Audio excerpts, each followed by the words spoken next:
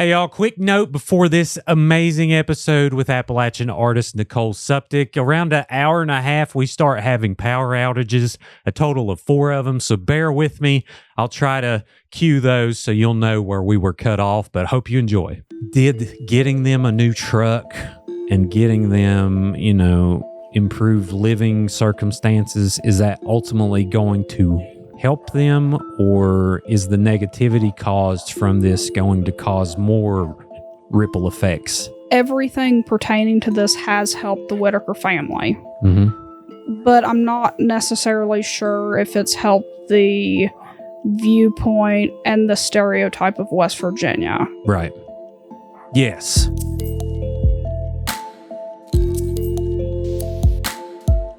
Welcome to Creepalachia. Today's a really important episode for me, Southern West Virginia, and also Nicole Suptic, who is here joining us today in the studio. Welcome, Nicole.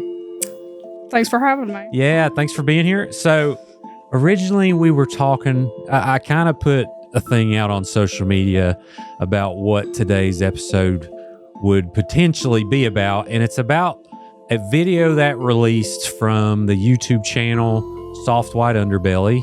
It was about 5 years ago, I believe, and it was involving a family from Odd, West Virginia, the Whittakers, and I guess there's been some potential like inbreeding and some issues with the family going on, and I've always felt this video was just super, it didn't feel nice to me. I don't know, it just felt mean, and that led me to think, hey, it would be great to speak to someone that was potentially from Odd, West Virginia about their opinion on that video, and that led me to you. And I didn't realize you may have told me this in passing that you grew up there, but probably a long time ago, but that's been many years ago. Yeah. What was, so you grew up in Odd from what age? So I was born in Beckley in the hospital, but I was born and raised practically in Odd, West Virginia. I would say I kind of moved out when I was 19, but I didn't officially move out until I was 20. So I'd say 20 years of my life. Yeah. Like the first 20 years of my life. So the most transformative years. I was from Odd. Yeah. And I thought it would be good to bring you in. Thankfully, you sent me a message, was totally willing to do this. And I wanted something that showed the juxtaposition to this narrative. Now, not that, this isn't to say anything against the Whittakers or anything like that, but West Virginia often has this stereotype of, inbreeding and certain things going on. And on that too, I feel really bad for this family. The video ended up getting 43 million views. And I think that the creator, Mark Lyda, he comes back here all the time and interviews Appalachians all the time. He does. Yeah. And he did give the family some money, and there's been some weird occurrences with that, and a GoFundMe account and all kinds of stuff, which we may get into. But so it isn't necessarily to bash him, but I just think doing this video wasn't something that I felt was productive for society, I guess. It's gotten them, I think their living situation has improved a little bit, but 43 million views. Yeah. Could you imagine the negativity that comes from something like that? So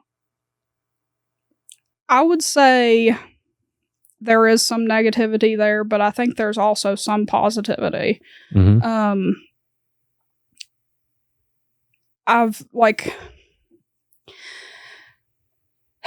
It's just the whole situation, like you said, is a stereotype of West Virginia. Not just odd West Virginia, but it translates to all of West Virginia. Yeah. Like Deliverance coming out and, different things like that. Yeah. So one common thing that I heard, like, before Mark's videos ever came out, people would hear I was from Odd, West Virginia, and they'd be like, oh, so like Wrong Turn. Yeah. And I'm like, no. Yeah. I never really knew what to say to it. But that's usually the reaction I would get from people. Mm-hmm. So yeah. Yeah, and I was like, this is so amazing that Nicole is from here, because I have her website up here, which I'm going to bring up.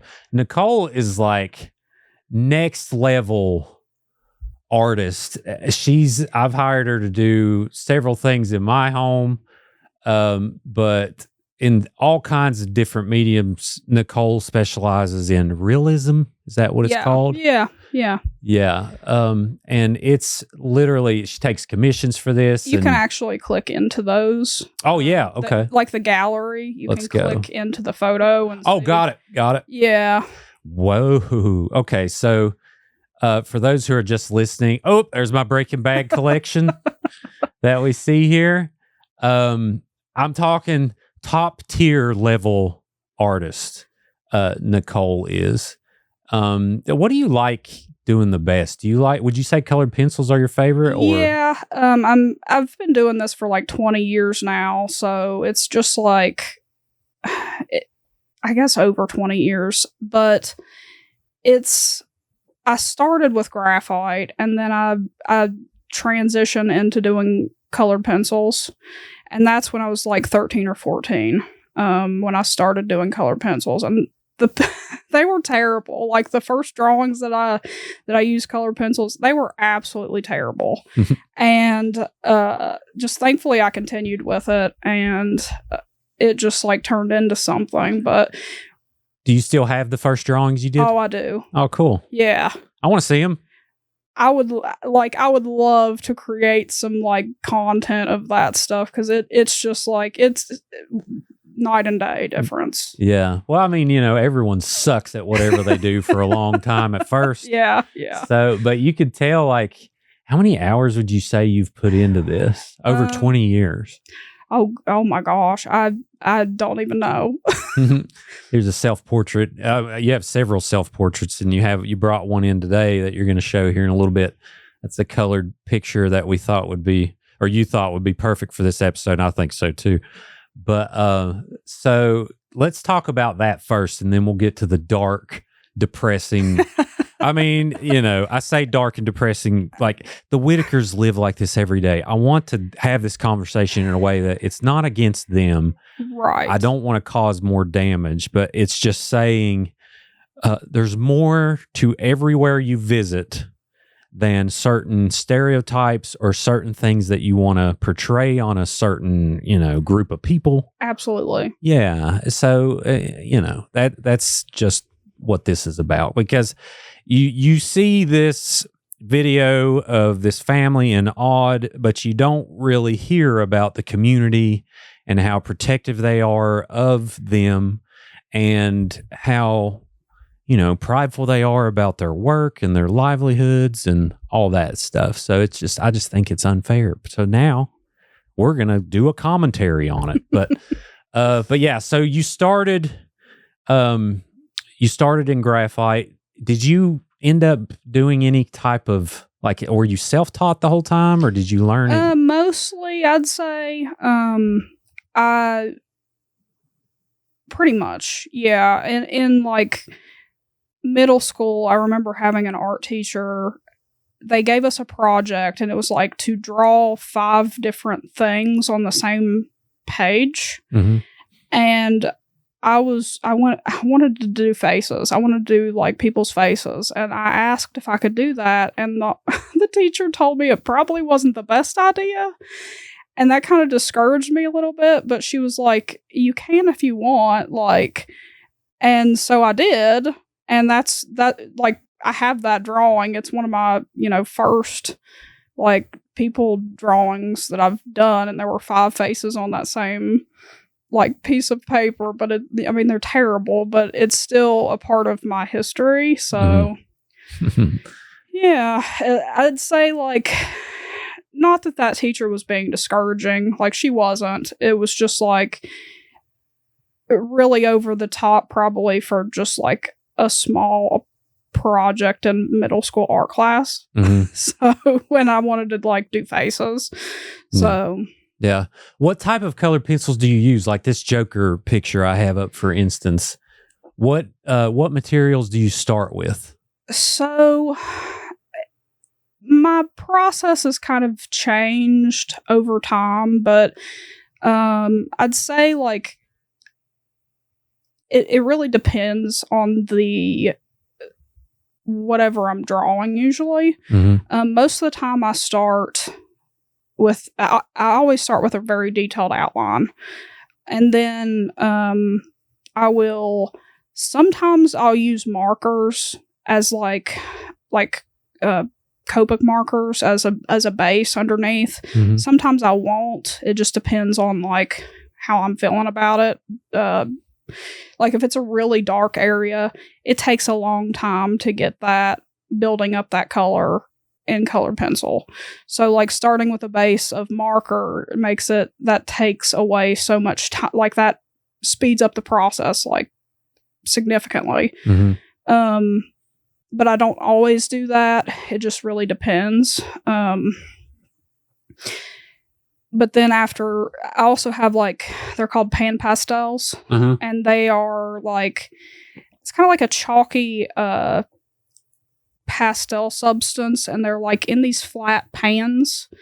And you can like use a sponge, kind of like a makeup sponge, and dip into that. So if I didn't want to use markers and I wanted to use something like that instead, it's kind of just like because marker's very, I wouldn't say abrasive, but it's like a very bold, punchy thing to put on a sheet of paper. Sure. Whereas with a pastel, like you can, the edge is soft instead of like a hard edge. Gotcha. So sometimes I'll use both depending on how I want to approach something. But yeah, then I'll usually just start adding colored pencils on top. Awesome. And you made an oil painting for me. Yes. Do you paint much, or is that kind of something you stepped outside of your comfort zone and did? It stepped out of my comfort zone a little bit when you asked me to do that one, but I have done oil paintings before. And I'd be willing to do an oil painting again. Like it's just a different medium. But yeah, it's like, I mean, this supernatural one, this looks like a photo, like literally. That one I finished in 2012. Oh, really? Yeah. Wow. And it's still one of like my most popular drawings. Yeah. Like I actually did that drawing because I did it as a gift to myself for my birthday that year. Oh, how nice. Like, it was kind of one of those things that I'm like, okay, I've been so busy doing all this other stuff. This is something I want to do. So here's a gift to myself. I'm going to draw this and enjoy it. That's great. Yeah, it's so good. So let's talk about this one. How did this start? Like how long did it take? What kind of techniques are involved? So for this one being 2012, the process was a lot different. I don't really remember. Like I don't think this was straight up colored pencil. Like I didn't use any other anything else on this besides colored pencil and I guess like a pencil outline. Like right. Whereas my newer work, I've kind of started involving other stuff just as like ways to speed it up because it takes me a lot longer now than it did back then. But for this one, that's just colored pencil, and those are Prismacolor pencil. Whereas nowadays, I use a more higher end quality pencil. They're Caran d'Ache. Caran d'Ache? Yes. That's fine. I have to look this up. I'm pretty sure that's how it's pronounced. It's how do you spell this? Caran, and then it's D apostrophe. Got it. Okay, Karen Dosh Company. Yeah. Fancy. Okay, we're talking set of 40, so these are over $1 per pencil. Oh yeah, so the pencils that I use are about $4 a pencil. Oh wow. And I have so many colored pencils. It's really they got some here $140 set of 40. The set that I have is the full set, so I think it usually retails for about 300 and around 300. Yeah, that one. That's the one that I use, and I have 2 or 3 other sets similar to that set that is also around 300. How long does the set last? Some of the pencils will last me forever, like, because the set has all these bright greens and blues that I never touch, and then other pencils I go through very quickly, so I have to replace those on occasion. Right. Yeah, I saw that cool picture you posted of you filling up a jar. I'm gonna bring that up on Facebook, I think's where it was. Yeah. Let's see here. Nicole. Let's see here. So yeah, Nicole posted a picture of that has pencils used to the nub, like like an inch long toward the end. And looking at that, I like the caption you put. It said it might look just like just a bottle, but it's so much more than that to me. It's a time capsule of the hours, care, and love poured into creative portraits to help tell someone's story. So how long does one pencil take to get to this size? From full size to that? I'm really not even sure, but I would like to try to...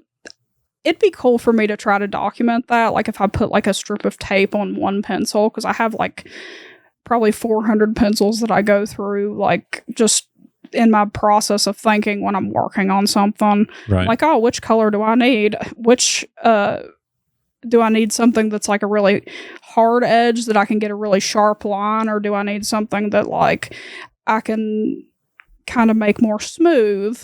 And I go through this process in my head constantly while I'm working. And so, like, I just decide based on that. So it'd be really interesting. I'd say I go through black and white the fastest. But I would have to really, I'd have to mark that pencil and see how long it took me to get through it. That's so cool. Yeah, it's like the Tootsie Roll pop commercial. Like, how many licks to the center? It's like about 1,000 portraits. Will use this black pencil. Well, cool. And the difference in the pencils, how can you tell? Like, if you go out and buy a Crayola set of colored pencils versus the Lamborghini of pencils that you have, what's the difference? So my understanding is the pencils that I buy, there's 2 different sets, and one is an oil-based pencil, and one is more of a wax-based pencil. And I think that most colored pencils are more wax-based, but I think the one set that I use is kind of like mostly oil with some wax. But I think it's the amount of wax that's in the pigment that causes it to be higher quality. So is it blend better? Kind of, or yeah, okay. Like I like the luminance colored pencils that I use are more wax based, but I would compare those more to Prismacolor, which is like Prismacolor's kind of, that used to be the standard of colored pencils. Like that used to be the high end colored pencil like 20 years ago. And now that's like kind of like a student level colored pencil. But they're still fantastic pencils. But when I create artwork for somebody as a commission, I want it to be like as long lasting as possible. Like they call it light fast. So light fast meaning like, the way I understand it is if it's however much light hits it, it won't discolor or get damaged over time, and it'll preserve that same color for a lifetime. Yeah. So that's one thing with like the colored pencils that like some people don't understand, that they're just as good as an oil painting these days. Right. And what's the thing? So walk me through what's cross hatching and all these little different. I started to learn how to do this, and I quickly figured out this was way too hard for me. What are the techniques on actually making this happen?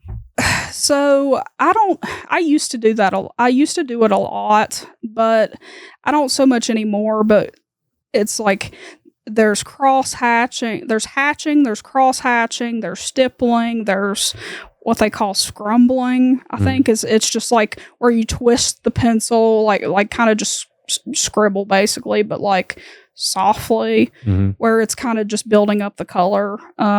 If anything, I just use a back and forth motion, which would probably be closest to hatching, or just coloring. Yeah, when you say building up the color, what is that? What does that mean? I just like just lightly going back and forth over and over again, like with the colored pencil. Like that's the best way to put it, I guess. Gotcha. So to do the shading and stuff, do you kind of got to know where all this stuff is going to go so you can work your way towards that? I mean, even doing, like, we're going to show this picture you did here in a minute, but doing the dark sections, do you spend more time there than the lighter sections, or? Surprisingly, no. I don't know if, I think it's on there. Click at the gallery up top. Okay. I think it's in there. Click the pet portraits. Let me bring up the screen here so everybody can see what we're doing. All right, pet portraits. Oh yeah, Nicole will draw your pets, and it looks absolutely. I don't even think it's on there. Incredible. Which one are you looking for? I'm looking for the horse. I don't think it's on there. Well, is it on your Facebook page, you think? It's somewhere. We're gonna find it because I want to see it. But you've done too. There's pictures here. Yeah, you painted your face. Yeah.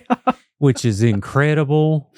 How long did this take? You're got like this pumpkin head. I did that for a Halloween party, and I'm pretty sure I spent 3 hours on that makeup. Did everyone lose their mind when you walked in? They were like, "Oh my goodness!" It's like way higher up, like at the top, probably closer to the top. The horse. Yeah. All right, let's find it here. Cat. It's Joker eyes. Have I not posted that? Surely I have. Well, we better get on that. Some more self-portraits here. Wait, no. Is this...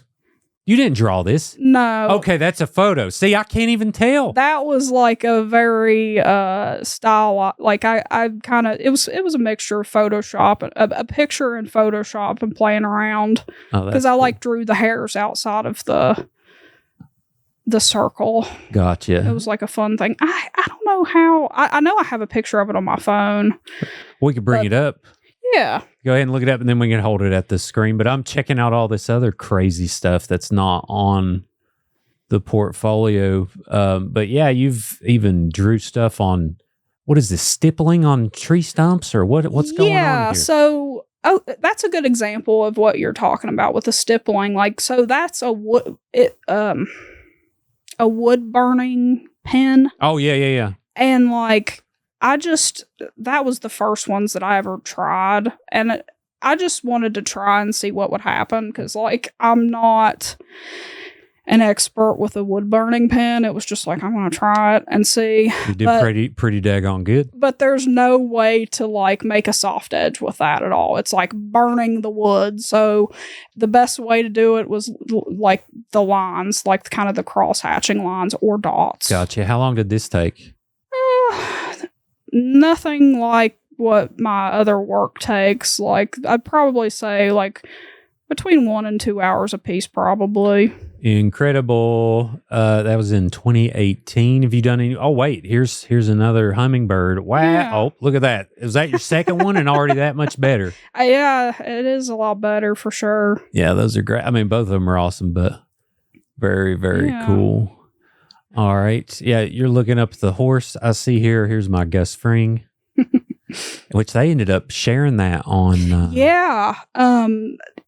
The Walking, no, not the Walking Breaking Bad. The Breaking Breaking Bad's- Bad. The AMC page shared that. Yeah, it says their caption says that from the Breaking Bad blue checked. Was this Instagram? Yes. Yeah, Yes.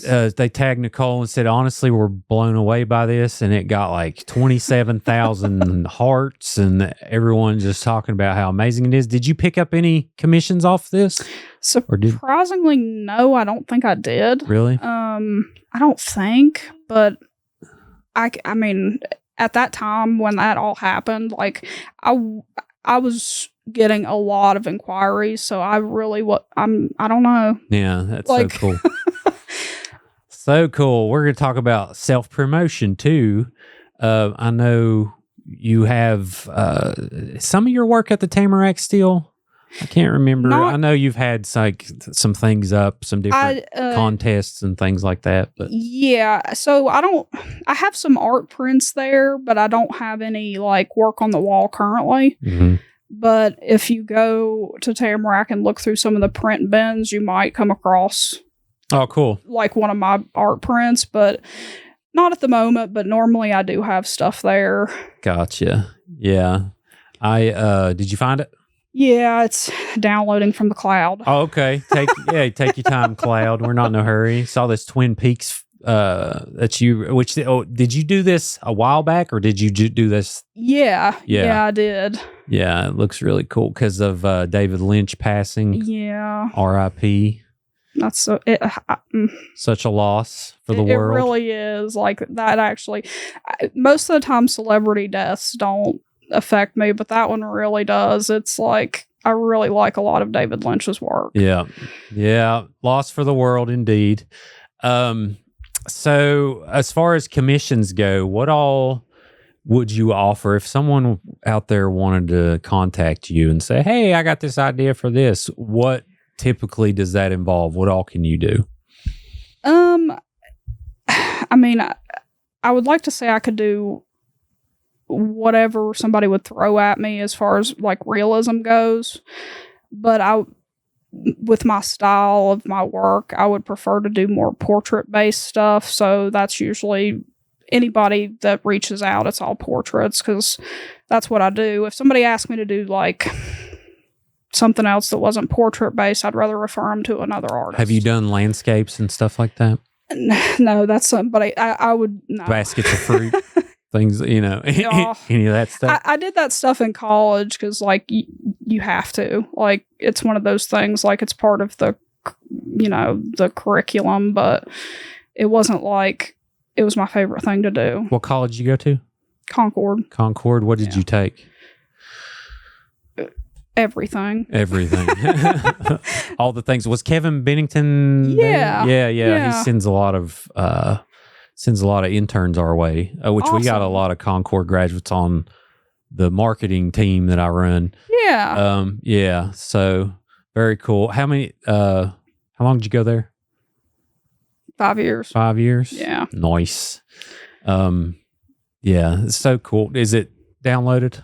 The horse? I think so. All right, flip it around there. Just show this camera and then. Okay, I might be lying. It might not be, but. Okay, who needs this horse anyway? We don't need to know. It paused for some reason. Maybe because my phone turned off. That's probably what it was. I'm sure that's all it was. But yeah, this Spider-Man's amazing too. I mean, the lighting with it's just so crazy.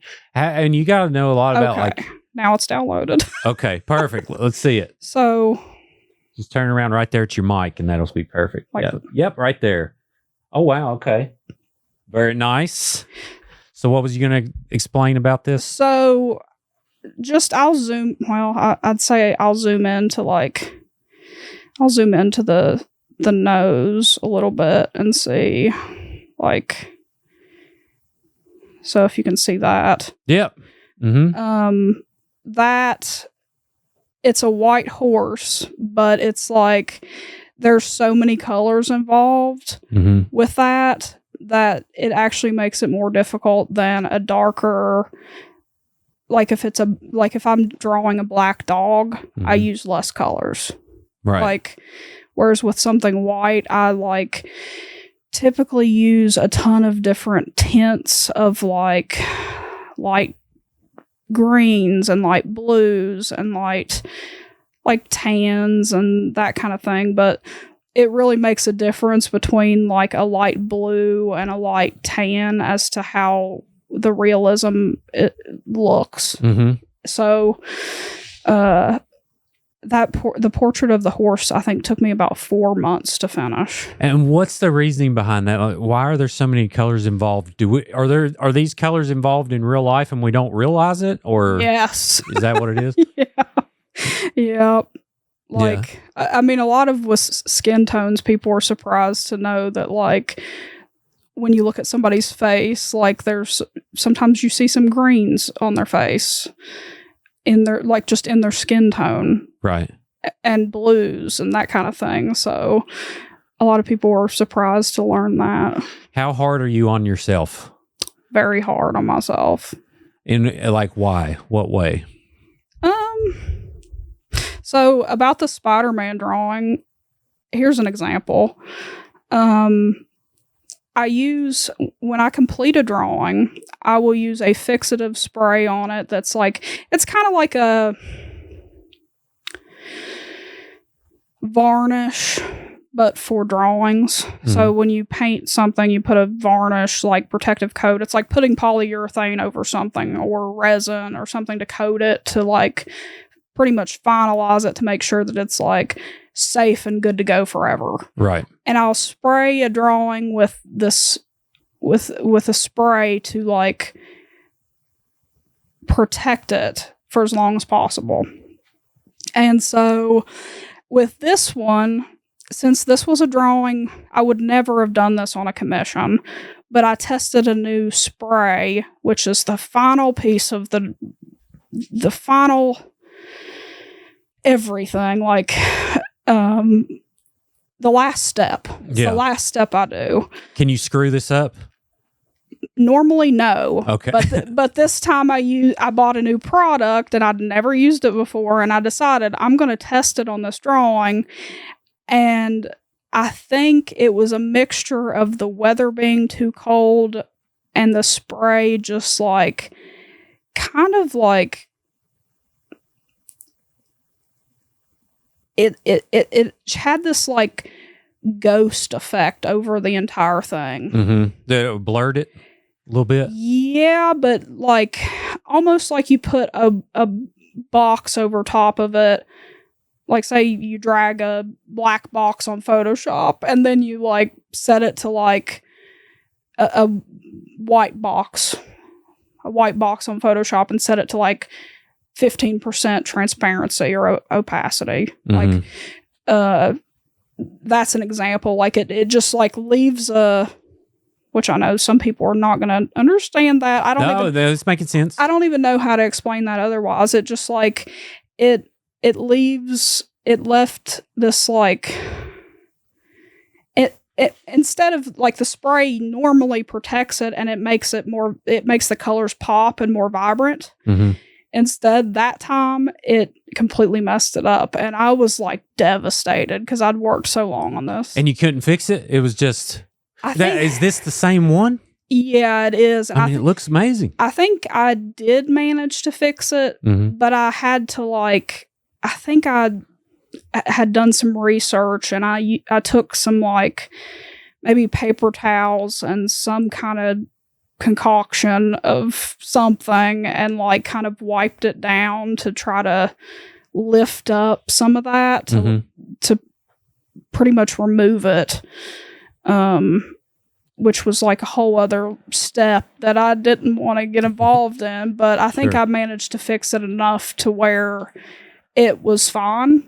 But when I look at the drawing up close in person still, I can still see those where that happened.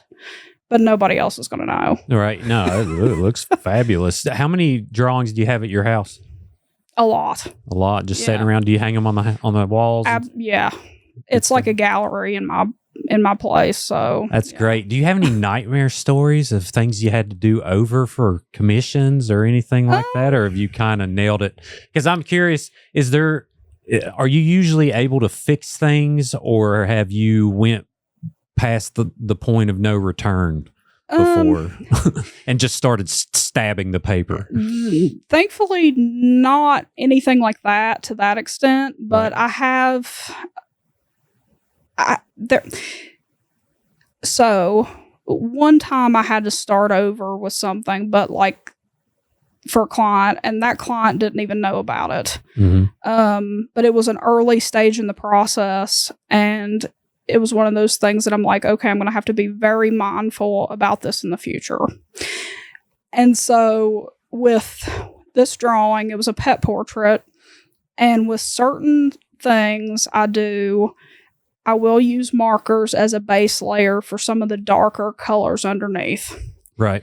And it was a cat drawing, and I think it was like a dark brown marker, and I was just kind of like putting down a layer to like as a starting point. And this marker was, I guess it was like brand new, and it decided the ink was just going to be completely too full. And it decided it was going to drip.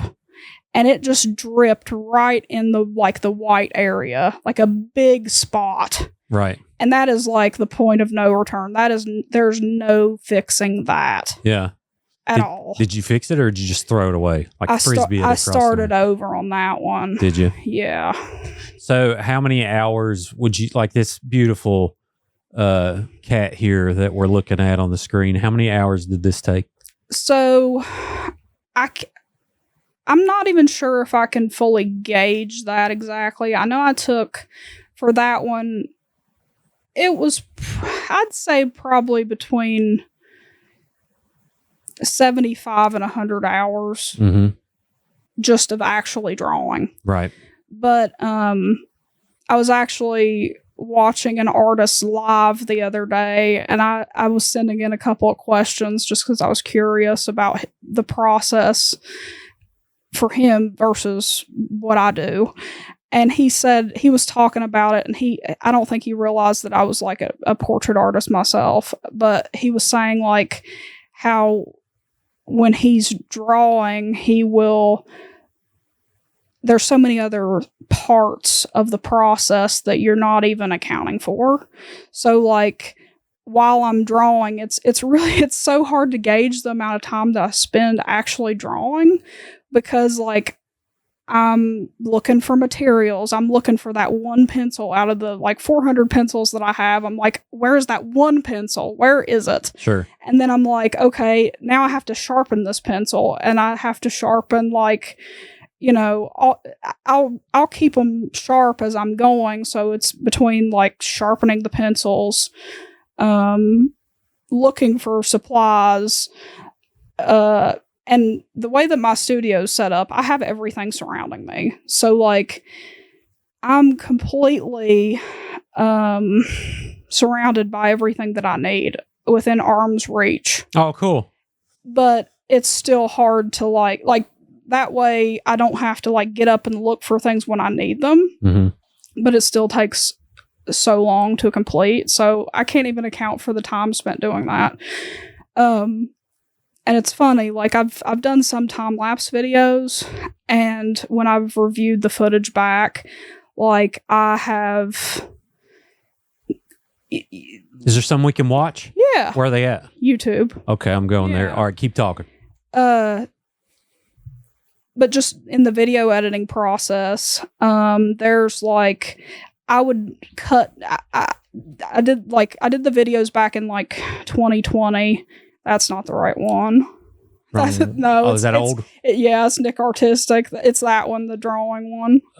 Got it. All right. Although that other puppy one is me as a kid that I guess is public. I didn't realize it was public. Oh, is that an old channel? Yeah. Which one you want to click on here? So Jesse Pinkman. Oh man, I didn't know these were out here. This is great. Okay. So I'm gonna load up this So this is in my house. I know there are some jealous folks. Let's watch this here. Go ahead. So Yeah, so if you're curious about my process, there's definitely some videos over on YouTube to check out. So we're watching here for the audio only crowd. We're watching a time lapse of Nicole creating Jesse Pinkman from Breaking Bad. Color pencil on wood, which is just insane to me. And it's like you're watching someone come alive right in front of your face. And it's so she's spending a lot of time getting the eyes and the nose legitimately real looking before moving out. Is that kind of your process? Do you finalize things as you move? Typically, yeah. I always start with the eyes. Like, the eyes have to be perfect before the person looks like who it's supposed to be. So, do you still film your drawings? No, but I want to get back into this. it. Is awesome. You need to do this every single time. I mean, I could watch this for hours. I know. I definitely need to. I have the setup for it. I just need to be doing it. Are you looking at a picture off screen? Yeah. Okay. Yeah. So you're kind of like, all right, well, let's add some of this color here. And it's just showing the hair. So did you use like a light brown to do the little individual strands and then come back around? Or I don't know what's going on here, Nicole. I don't know what I'm watching. Like, it's like the face is just coming alive. Yeah, like somebody would have to know the materials and really pause to see like what is happening at what moment. But I would like to do some video, like these are all time lapses, but I would like to do some process videos where I just talk about the process and the materials that I'm using as I'm doing it. That would be, I mean, I imagine someone out there, like I know Nora would be all about that because she's learning early, you know, and she'll go on YouTube and find all these tutorials and stuff. But this is, I'm going to keep on letting it play through, but that's just so crazy. How important, I imagine lighting is important in your drawings because, well, you know, I'd say when stuff starts to not look real would be when light kind of hits someone's face in a weird way here than it does on this side. You know what I mean? Like you got to pay attention to where shadows fall, and eventually you have this freaking photo just sitting here at the end. Oh, you're showing all your pencils here. Oh, this is, the Walt drawing. Wow. I have those and I'm still mind blown. That's so cool. And you done the Saul Goodman. Did you time lapse that one too? Yes, I did. Oh, cool. And got some good views. And I think the Saul Goodman it got shared by Better Call Saul. Oh, cool. The AMC or the page for that on Instagram too. Yeah, I got a lot of the Star Wars one got 5,000 views. Heck yeah. What's this last one though? This last one, the 27,000 views on your Joker. Yeah. So really, I know I need to be putting more videos out there, and 2025 is my year of video. The year of the video. It's coming. I'm getting back into it, and because I quit doing it for so long, but it's time to go back. It's time to start it up again. Yeah. And yeah. I'm watching this Joker here. So, like I said earlier, like I was saying, like the process of this, like editing the video footage, I cut out all the frames that were just blank, empty frames. I cut those out so that it was just my hand constantly on the paper. Oh, that's cool. Yeah, so that... Good Lord, how long did that take you? A long time, yeah. Shoo. I imagine how long is this? Are you stopping it and starting it every day? Or did you just sit down and draw this in one day? I do. It was days. Yeah. Yeah. And when it flashes, is that the next day? No. Oh, okay. That was just a transition. Solid. I love the transition. Yeah, I mean, this is so cool. You know what would be good too is if you recorded the audio of the strokes and you fast forwarded it and put it on there. People would love that crap. Like ASMR is like so huge now. Oh, right. They would love it. It would just be like sitting there. I mean, that would be killer. But But yes, you need to bring this back into your life. So that's going to be good. I mean, you could eventually, that could become a sustainable revenue stream of some sort. Yeah, that's the plan. That's the goal. People have been telling me to do it for years, and people like that's what all this was. This was the start of this, and then I just like lost momentum for it, and there's Did you get burnt out? It was just like COVID happening, like just threw a wrench into my life that like was unexpected. So that's kind of what happened. Mm-hmm. And now I'm like getting back to fully being visible again. Sure. Cause like I haven't, like the fact that you didn't know these existed is crazy. Yeah.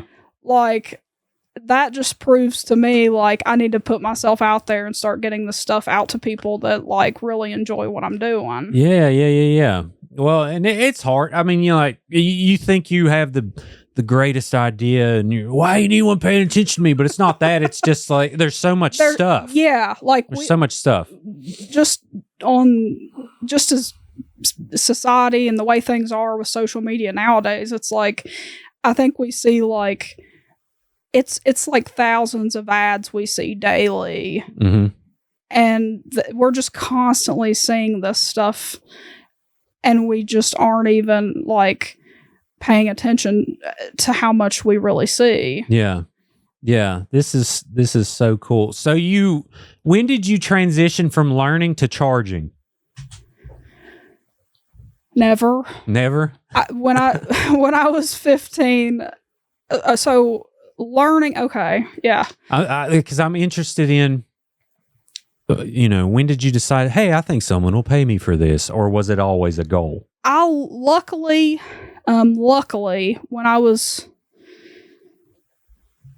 when I started doing portraits, I was 13 years old. Mm-hmm. And then my first commission, I was 15.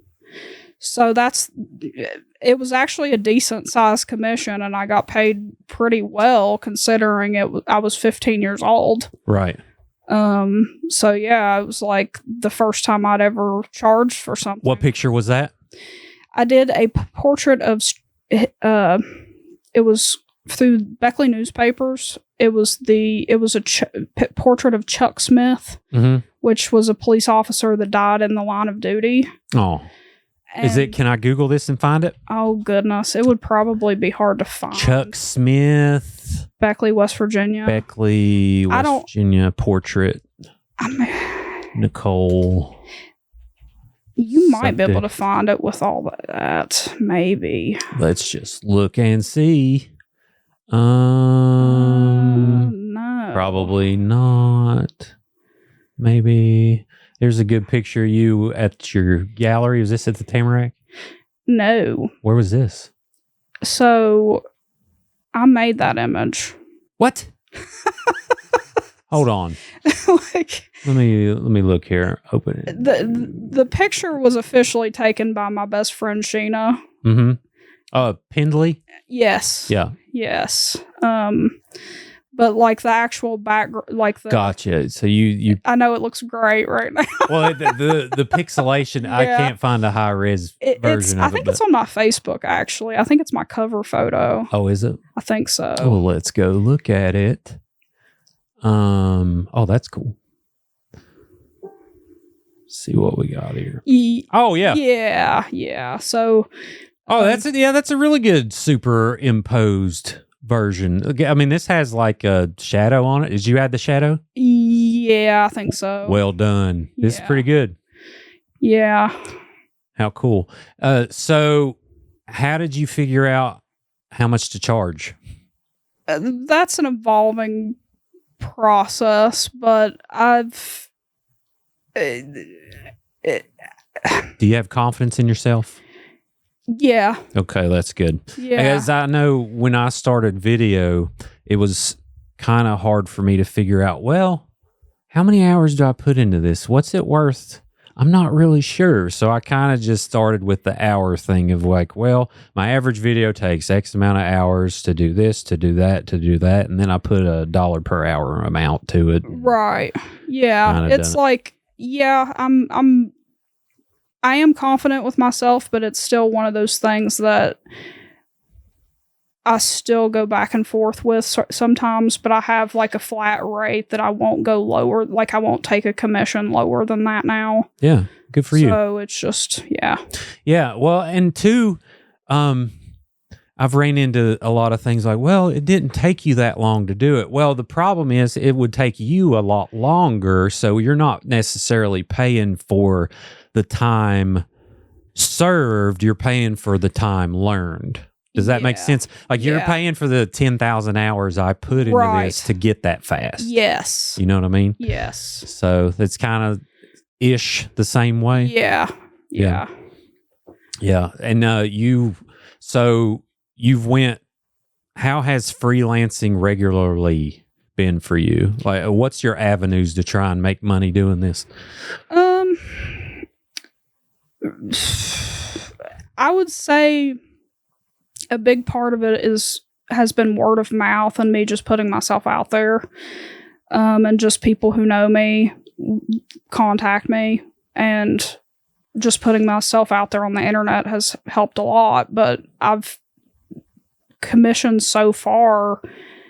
There's been a lot of people online reach out to me, but I've done a lot of people like commissions for people locally as well, which is actually, when you think about it, is surprising.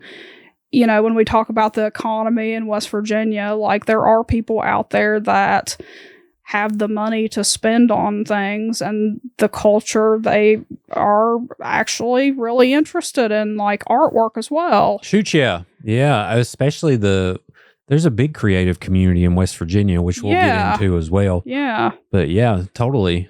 Sorry, carry on. It says, so Nicole's website is nicartistic.com. And can people reach you through this website? Yeah, they can.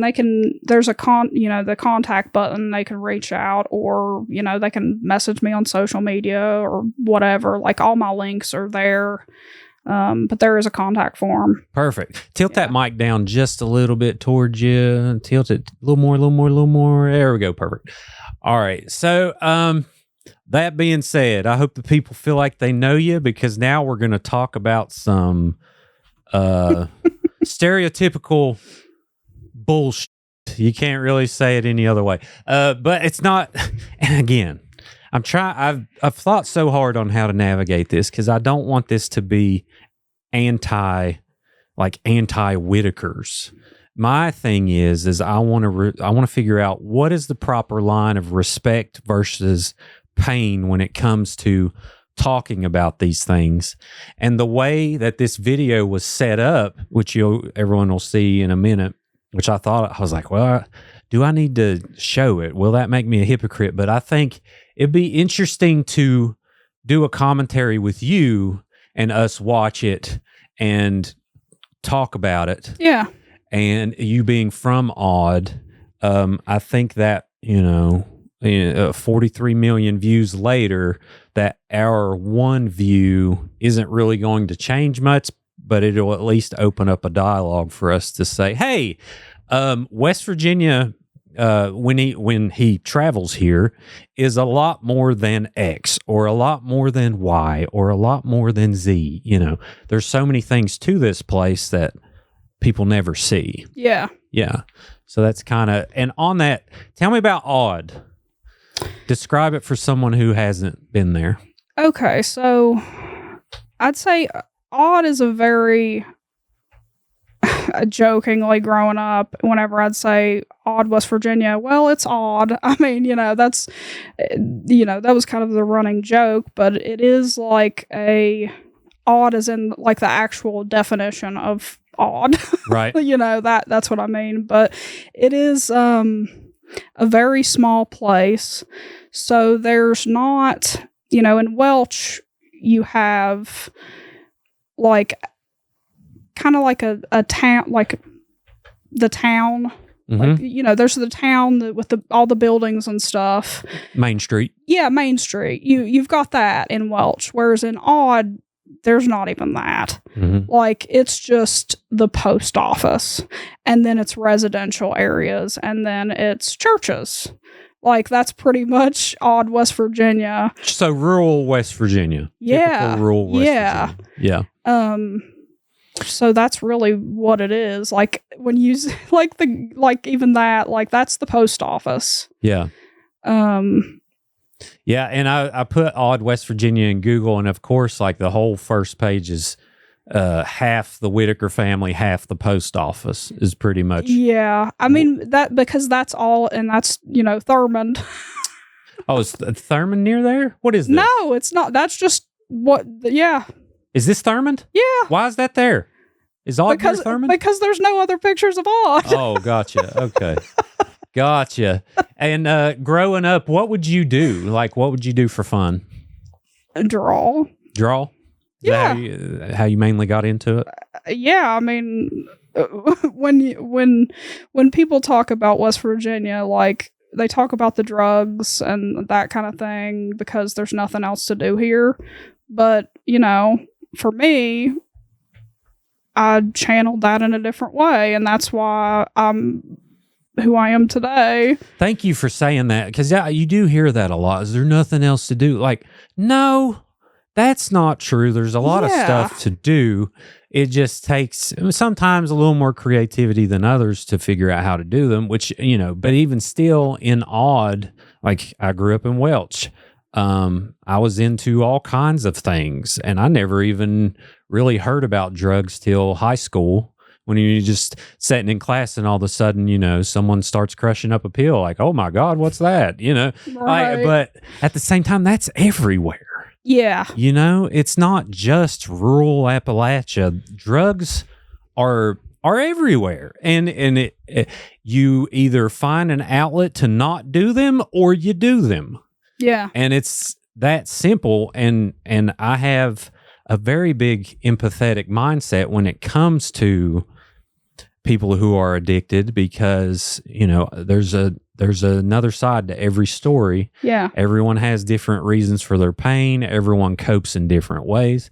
For me, when I saw someone do pills, I would get such an odd feeling, and it would feel like I was watching someone commit suicide, like right in front of me. Right, yeah. Like, it was that weird, and I didn't want to be around it. Right. And not everyone has that same feeling, but I just think it's so unfair when people are hearing like, oh, y'all handle snakes, y'all are inbred, and you're the reason for the world's problems because you voted for Donald Trump, and that's the answer, Yeah. It just drives me so nuts when we paint the picture so black and white. Yeah. You know what I mean? Yeah, it's so much more than just black and white. There's so much of a gray area. A lot of color, like you have done. I tell you what, let's show this picture before we get started into this dark conversation. See if you can grab that picture and show the people this amazing work of art. I'm probably, you know what, I'll hold it up right here in front of your face. It'll be really awkward for you. Oh, yep, that's perfect. So Nicole brought in this picture. Yep, here, let me get up. I'm going to, people can't hear me, but I'm going to show it. Let me bring the mic over here. So this is a colored pencil on wood. Is that right? Yes. Okay. Yes. How long did this picture take? Oh, gosh. I would say between 2 and 3 months of time. I'm going to try and not knock it over here. 2 or 3 months? I would say so, yeah. So where do you start with something like this? And I'm going to bring it up here on your portfolio page too, so while we talk about it. So for a lot of my portraits, I do just like the, with this one was different because this was like a creative project. Whereas the other ones they're kind of just straight up portraits of people. Right. Whereas this one, actually, I did coloration to it. Like I actually took somebody's photo and I like face swapped myself.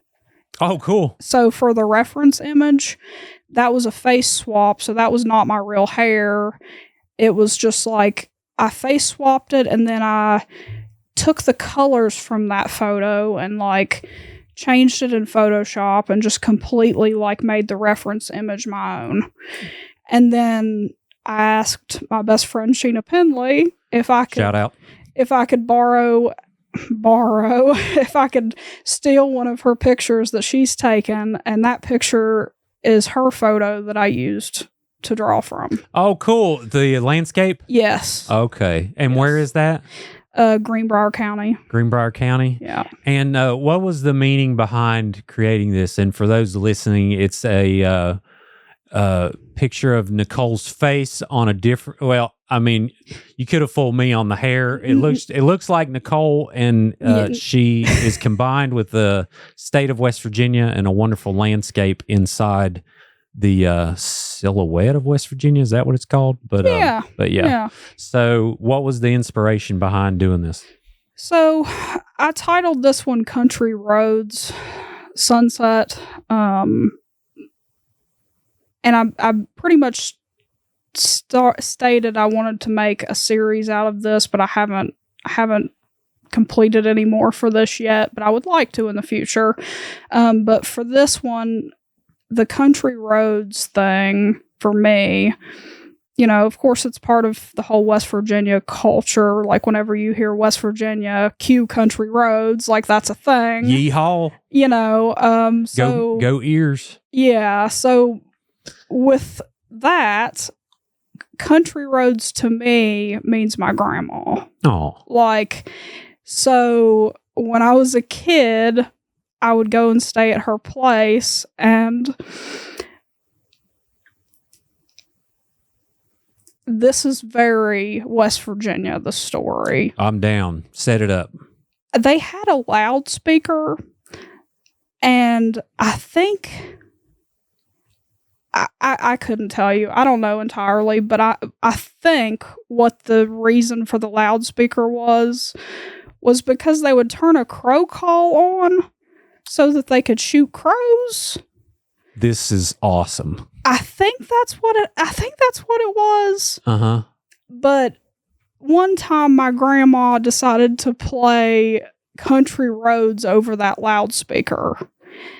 And that's always stuck in my memory. And she would sing, and she would play like the Country Roads thing over the loudspeaker. And that's just like always stuck in my memory. That's so cool. Okay. So they had, let me hit mute on this. So they had a loudspeaker. I gotta walk through this again just so I make sure I'm correct. They had a loudspeaker that they would play crow sounds so crows would come out and they could shoot the crows.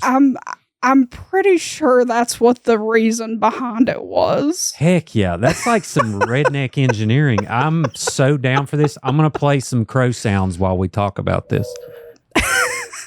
Wait, I don't think they were more of the call sounds. Yeah, this isn't. Okay, here we go. Oh, yeah. Yeah. All right. So, Nicole, you're about 7 years old. Yeah. And then you hear, they play this. Okay. Over the loudspeaker. Pow! You all of a sudden hear a shotgun go off. This is fabulous. Okay. So they use that to play the John Denver. Yeah. My grandma decided to, I don't know how she even did it at the time. Cause that was in the 90s. Like she played it over the loudspeaker, and I just remember Country Roads over the loudspeaker. That's great. And is your grandma still alive? No. Oh, I'm sorry. So with that being said, she passed away in 2016. Yeah. And literally after she passed away, if I was at any event whatsoever and I heard Country Roads over the loudspeaker, I would burst into tears. Oh. There was one time I was at Chili Night in Beckley, and they started playing Country Roads, and I just started running. Because I started bawling Oh, in the middle of like however many people were there. you're like, man, she really loves the Mountaineers. I just started running, and people probably could tell I was like starting to cry. Oh, And I remember seeing one of my coworkers, and they were probably thinking like, there is something very wrong with her. oh man. But yeah, that's how deep of a connection, like emotionally, that song has to me. Right. Because of my grandmother. And Can we talk about her? sure, Tell me about her. she was feisty. Yeah. Yeah. She was very, yeah. She loved West Virginia, and she loved like she liked to hunt. Like the whole, what you'd expect, like, of a typical West Virginia woman, I guess. She a good cook? Yeah. Yeah. Yeah, it Beans was and cornbread type stuff, or biscuit and gravy? Yeah, biscuits and gravy. She was definitely one of the types of grandmothers, like, I would go and stay with her and she would feed me until I could pass out. She was definitely one of those. Yeah. Yeah. So she live in Odd too? No. But she lived close by. She moved a couple of times. I think she lived in Streeter for a while, and then Where's that? near Jumping Branch. Okay. One of those small places. I love West Virginia names. Yeah, that's the best. I've heard of Jumping Branch. That's not Boone County, is it? No, it's close to Shady Spring. Okay, gotcha. Yeah. Cool. Nice area. So, that was the reason this portrait that did you play this song? Did you play the song while you painted it, or did you kind of? No, Sheena posted that photo on social media and was talking about what, she talks about what Greenbrier County means to her, and just like, West Virginia in general. And when I saw the picture she has so many landscapes, beautiful landscape photography that she's done like years ago. And I'm just like, I have to draw a country road. So that's the country road. Perfect. Yeah. Perfect. And what's West Virginia mean to you? Oh, that's a tough question. I think it's, gosh. I think my opinion on West Virginia has changed a lot throughout the years. Like, when I was a kid, people would, like, especially with the stereotype of West Virginia growing up, people would always be, so as an artist, people would always look at me and they'd be like, I feel like this is where some of my limiting beliefs came from. Right. Is like, they would say, why are you still in West Virginia? Why aren't you in New York City, like, living the high and fancy life because you're so talented? And it really developed that put a negative impact, like, just the way that I felt about West Virginia for years when I was a kid. Mm-hmm. Or just even, a teenager, and especially like when you're an angsty teenager, you're like, I want to get out of here, like that kind of thing. Sure. And, throughout the years, like, that opinion's changed. And a lot of that's just to do with mindset and just getting better. Like, like, there's, like you said earlier, there's a huge artist community that, is in West Virginia. And there's a lot of, like, great things about West Virginia. Oh, yes. But yes. if you're only looking for the bad things, all you're going to see are the bad things. Exactly. Perception is reality. Yeah. type stuff. And I'm glad you brought this up because a lot of people said that to me too, starting out like, well, you're going to do the whole video thing. Shouldn't you move to Charlotte or shouldn't you move to somewhere that has a higher population? And I'm like, well, the way I see it is there's a lot more competition there. Yeah. You know, and I don't really consider my peers here being competition because there's so much work for everyone. Yeah, there's so much work. Yeah, truly. Yeah. Yeah. Yeah. And that's always, but I understand, you know, a lot of people say, well, are you going to get a real job or, you know, you're going to do this whole video thing? And I get it because like you mentioned, we've been told, especially me growing up in McDowell County, we've been told we're so little from outsiders for so long that unfortunately a lot of people start to believe it. And they kind of lose self-esteem and just say, well, I'm just destined to do this and live in this and I'm just never going to be worthy of anything, dirt, you know.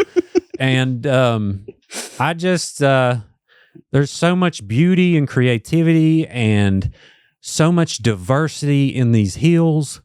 And it's not just simply, hey, there's that redneck from West Virginia.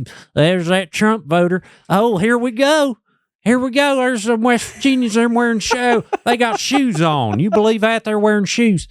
You know, all that crap. Yeah. You know, there's assholes everywhere, Nicole, including West Virginia and including everywhere else. There's a lot more outside of West Virginia. And I can guarantee you there's way more assholes in New York City than here. I mean, yeah. But at the same time, too, like I try to put that same mentality. Like I know what I can't stand about people judging Appalachia and West Virginia. I try to not do that to other communities too, you know? Yeah. Like I'm going to try and not just say, oh, well, Mark Lyda and Soft White Underbelly are just a bunch of uppity pricks, you know, or whatever. I know that he most likely isn't. I just think that people tend to not really try to understand each other. And they like to put people in boxes. And they like to be scared of people because they don't speak the same language. Yeah. And they, you know, this and that. It's like, you know, things are way more complicated than we like to admit. Yeah. If that makes sense. Yeah, for sure. But so we've got your kind of your childhood set up.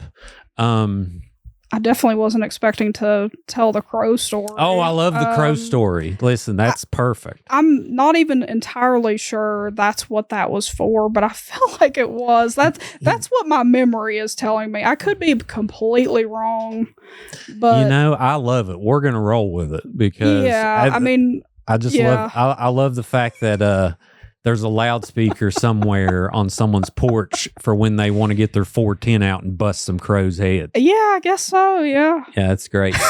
So we're going to bring up the video on Soft White Underbelly here. And we're just going to watch it and talk while we watch it. And basically, again, I went back and forth on playing this, giving it more reach or whatever, but I feel like we need to. Yeah. To kind of set the scene here. But it's a video. It's about, how long is that? Is that 12 minutes? Yeah. 12 minutes long? Something like that, yeah. So it starts out and it has a little caption and it says from Mark, it's on Soft White Underbelly. It's called Inbred Family. It's called Inbred Family, the Whittakers. Yeah. So first off, the title says to me, oh, it couldn't just be Family, the Whittakers. Yeah. It's Inbred Family, the Whittakers. So that says clickbait. Here you go. Major shock value, like. Oh, it's all shock value. Yeah, like that. Yeah. It's and I'll give Mark his credit. Like I've watched a lot of his interviews. There's a lot of really good material. Yeah. There's a lot of understanding, and it's not like there's a lot of interviews where he doesn't trap people, but this one to me is different, and I'll kind of point out why as we go. Okay. But this isn't really an interview. It's like, let me point my camera at you and then you bark at the camera, literally. Right. Yeah. Well, I will say to that, he posted with that. It said he photographed the family in 2004. Yeah. So this video was actually posted in 2020. So they do have a little bit of a history prior to 2004 or to 2020. So. Yeah, and we may find that interview of him on Rogan. Like, I've listened to interviews of this dude, and I listen. I hold nothing against him. It's just I have a disagreement with this particular video, and that's mainly what my gripe is with him. And that'd be awesome if he'd come in here and sit down and talk. Yeah, that'd be great. But yeah, like you mentioned, he photographed the Whittaker family for his first book, Created Equal, in 2004. And he says the visit was interrupted by an angry neighbor with a shotgun who threatened to use it if he didn't leave the Whittakers alone. So he took portraits of them back then. And then, according to his interview with Rogan, he says he came back because there's a cop that showed him where they were, which I'm kind of, indifferent on. And he said he was mad at him for not bringing video the first time. So eventually Mark wanted to come back and video them. And then he said he was going to take it back and show his friends. But then he decided, well, I took portraits of them, so I'm going to see if I can make a video out of this. So he takes the video he says was originally for his friends, puts it online, and essentially his channel explodes. I haven't watched the Joe Rogan interview that he's done, but I have, I've watched most of these videos, so I didn't know that information. Yeah. There's a really good 2-hour interview. Mark Lyda, I think it's how you say it. He's on Rogan, but he's also on another podcast called Concrete, I think. But anyway, I've got, I'm sure he's a great dude. We got a lot in common when it comes to the creative world. He quit being a photographer he had all the big clients like Apple and, people just throwing money at him because his work is amazing. His photography is amazing. Yeah. And he had to leave that world because he was just tired of making things look pretty and wanted to do something that was more real. So that's what led him to getting into the type of work that he does now. And the majority of the interviews on Soft White Underbelly are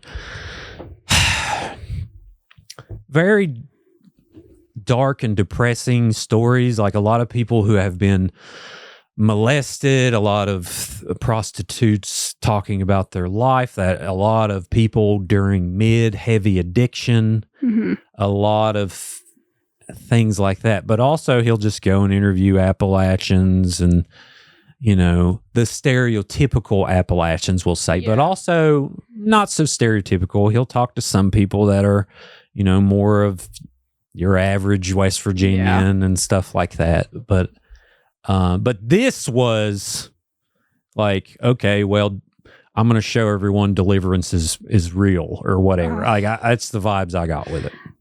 So yeah. And we're gonna hit play and we can just talk while we go. But he's gonna show the video here of when he has returned, and this was peak COVID, I guess. Yeah. It says July of 2020. Go ahead and fast forward here. So the sound you hear is Ray. Yeah. Yeah. So it starts out and he's walking in this room or walking up on this family's porch and they're all on the porch sitting here. And the sound you hear is actually Ray, who has probably some form of nonverbal autism or something like that. Have they actually went into... I don't think they've directly been able to link it to a certain disorder or anything.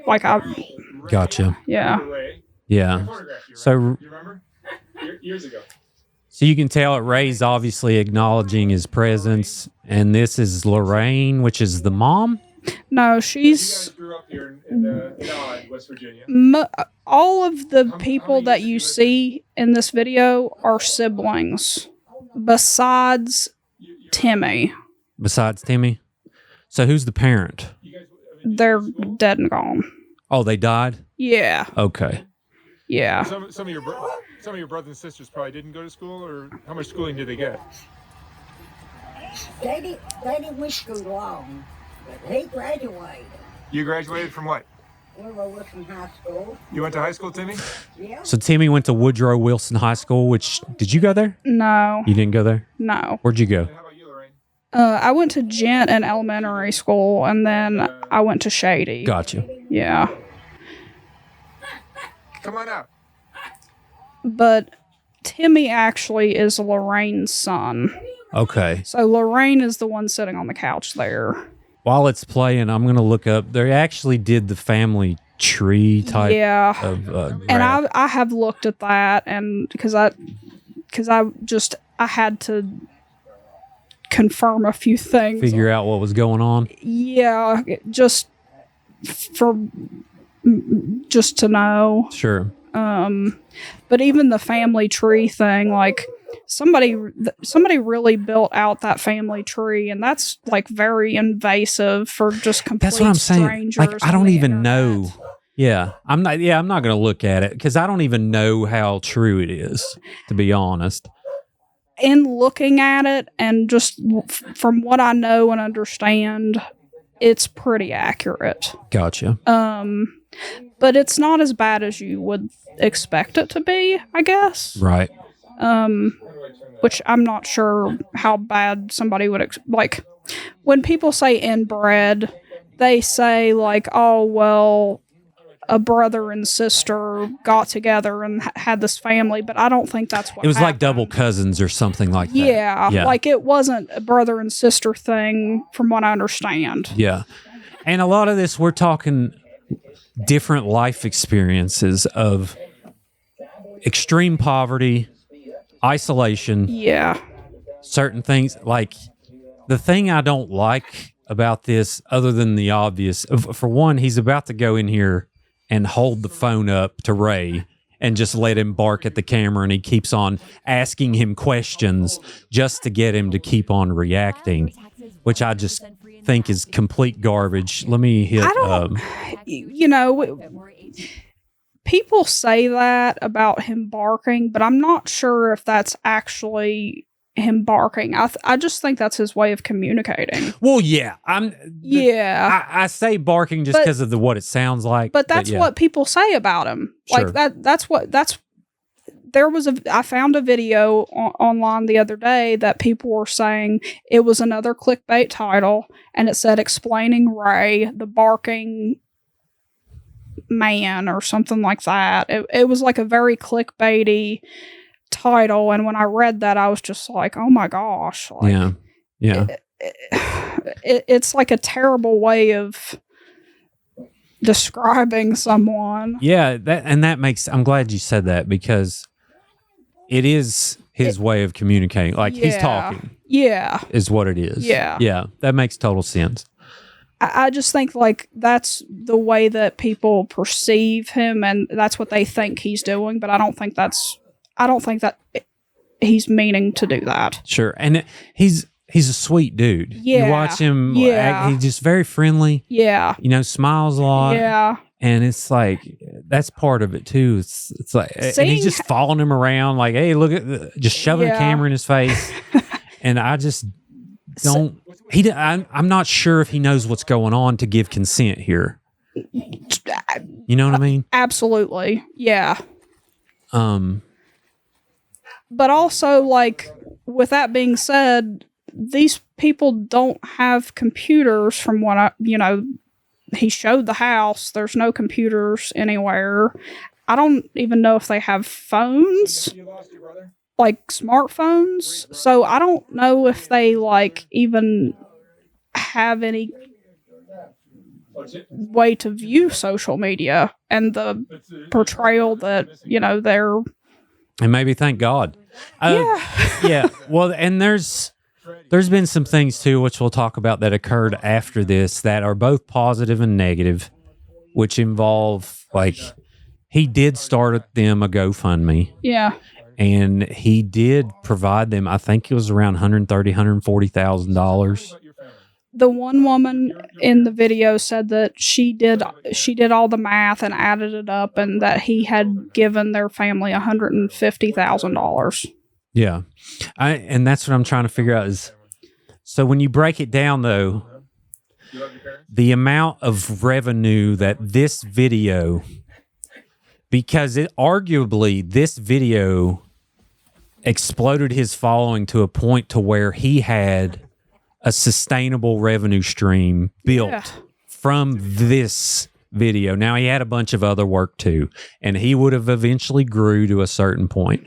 But you can see the graph, it directly correlates from the release of this video to the growth of his channel going into the stratosphere. Right. Which, again, he does great work. He would have grew the channel. I'm just questioning, like, the ethics of this is just something I can't get past of, yeah, he did give them this money, but ultimately, how much did it help them? What kind of habits did they have with money? Because you'll watch a story where they used to do this, what's that Move That Bus show where they rebuilt people's homes? They would take someone's home and they would rebuild the home to this huge gargantuan level. I can't remember the name of the show. I'm going to have to look it up.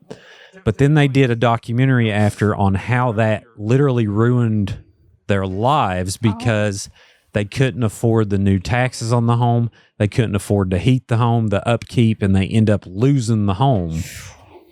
And there's a lot of stuff there that people don't think about.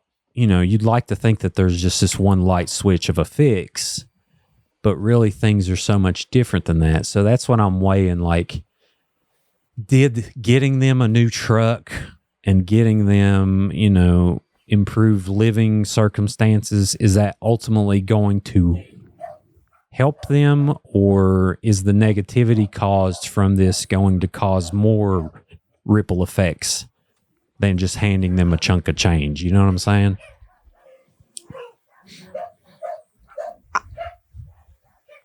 Okay. You know what I mean? I think on a certain level that everything pertaining to this has helped the Whittaker family. Mm-hmm.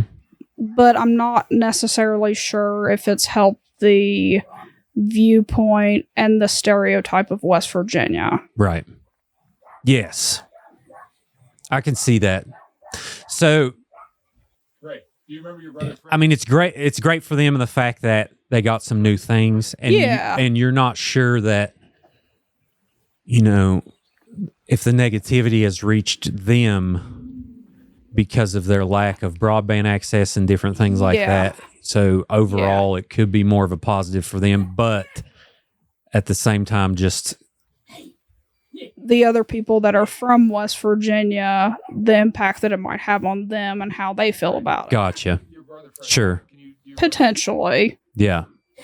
And that's interesting to think about because, again, my thing is I just feel so judgmental watching this. I just feel like this isn't who these people are. This isn't what they go through on a daily basis, but I feel judgmental for, my perception of, or even me wanting to change, like say, no, this isn't how all West Virginians are. Maybe still how dare me for thinking that, like what's, obviously